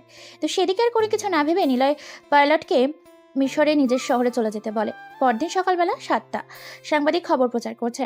নিলয় ও নিলয়ের ভালোবাসা নেহা, তার আপন বোন, তার নাম প্রিয়া, সে একজন মাফিয়া কুইন। দুজন মিলে আবির ও ডেভিডকে মেরে ফেলেছে। ফিরে এসেছে মৃত্যুর দোয়ার থেকে নিলয়, কিন্তু নেহা পরপারে চলে গেছে। কিন্তু তার মতো দেখতে তার বোন বেঁচে আছে। নিলয় আমাদের স্টুডিওর সামনে একটা ভিডিও রিপোর্ট রেখে গেছে, যেখানে সে বলেছিল, আমি আবার ফিরে এসেছি। কোনো গরিব আর এই দেশে অত্যাচারিত হবে না। সাথে আমি আমার ভালোবাসার আরও একটা মানুষকে ফিরে পেয়েছি। হয়তোবা সে নেহা নয়, কিন্তু নেহার মতো দেখতে তার বোনটি। আর তাকে আমি বিয়ে করে আমার ভালোবাসা নেহার স্মৃতি নিয়ে বাঁচব। আমি প্রিয়া, আমাকে কেউ দেখেনি। আমার বোন নেহাকে মেরে ফেলেছিল তারা, আর আমি প্রতিশোধ নিয়ে আমার বোনের ভালোবাসাকে পূর্ণতা দেওয়ার জন্য নিলয়ের হাত ধরে বাকিটা জীবন কাটিয়ে দেব। আমাদের কেউ খুঁজতে এসো না। আর হ্যাঁ, দেশে আজকে কোনো অন্যায় হবে না। অন্যায় হলে আইন সেখানে কোনো না কোনো কিছু করার আগেই নিলয় আর প্রিয়া সেই কেসটা ডিসমিস করে দেবে। আমি আন্তর্জাতিক আইন শৃঙ্খলা বাহিনীকে অনুরোধ করব, আমাদেরকে খুঁজতে এসো না, বরং আমরা দেশের ও মানুষের উন্নয়নের জন্য আড়াল থেকেই গরিবের বন্ধু হয়ে থাকব। এতটুকুই ছিল তাদের অডিও রেকর্ডিংয়েই। সাংবাদিকের বলা কথাগুলো রেকর্ড আর শুনে পুরো দেশ জুড়ে শুধু আনন্দের উচ্ছ্বাস। আইন শৃঙ্খলা বাহিনী তারাও তাদের মিশন যেখানে বন্ধ করে দেয়। যেহেতু নিলয় আর প্রিয়া বলে দিয়েছে, ঠিক আগের মতোই নিলয় গরিবের বন্ধু হয়ে ছদ্মবেশী মানুষের সেবা করবে, সহযোগিতা থাকবে প্রিয়াকে নিয়ে নতুন এক পথ চলা শুরু করার উদ্দেশ্যে। তারা তাদের শুভযাত্রা শুরু করে। এই ছিল আজকের একটি নতুন গল্প। নতুন গল্প আবার আসতে চলেছে। এই চ্যানেলটিকে সাবস্ক্রাইব করে পাশে থাকুন এবং আমাদের ভিডিওগুলোকে বেশি বেশি করে শেয়ার করুন, সাথে কমেন্ট করুন, কারণ আমরা এখানে নিত্য নিত্য মাফিয়া নতুন গল্প দিয়ে থাকি। ধন্যবাদ সবাইকে।